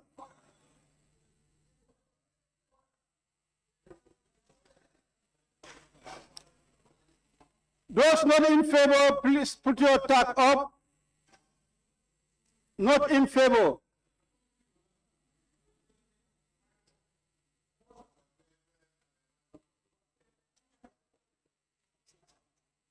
Abstention.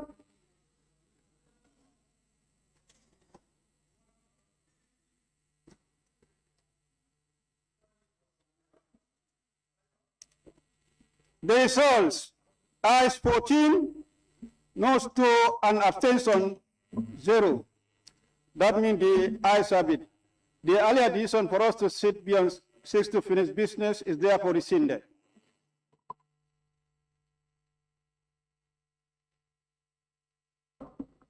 Here, your motion, Honorable Speaker, on the 53K, I'm coming with the motion for this bill to be given to ABC to give it back to the Committee on Interior to work on it.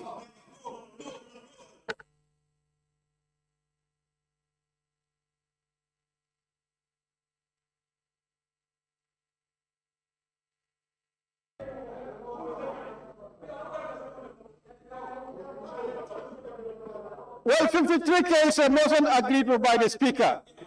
I have not agreed.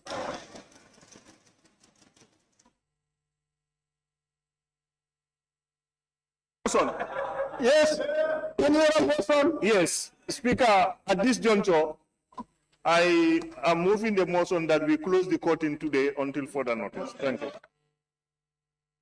Honorable members, our earlier motion to sit beyond 6 and finish business has been rescinded. That means that's where we can adjourn. Speaker, before you make a ruling listing, And then on that, we need a motion to adjourn. I want to observe. You don't have a motion? Speaker, I want to observe.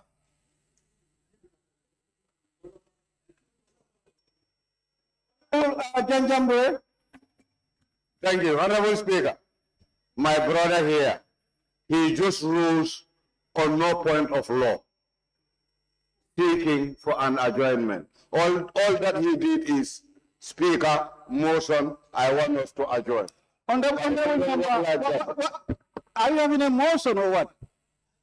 I rose on a point of observation. Oh no, please.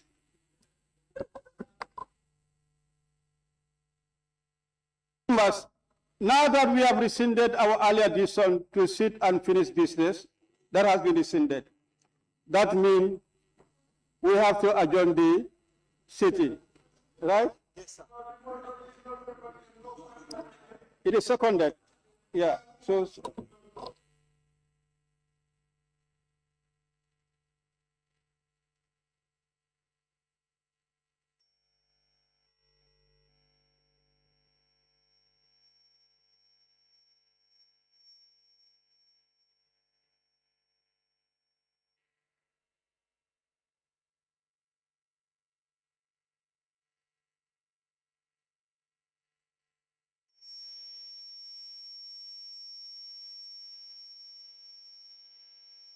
Honorable members, I will now put the question. Be resolved that this August Assembly do stand adjourned until Tuesday, 30th June 2026 at 10 a.m. Those in favor, please say aye. Those not in favor, please say no. The ayes have it. On that note, this Assembly now stand adjourned until Tuesday, 30th June 2026 at 10 a.m. prompt. Thank you.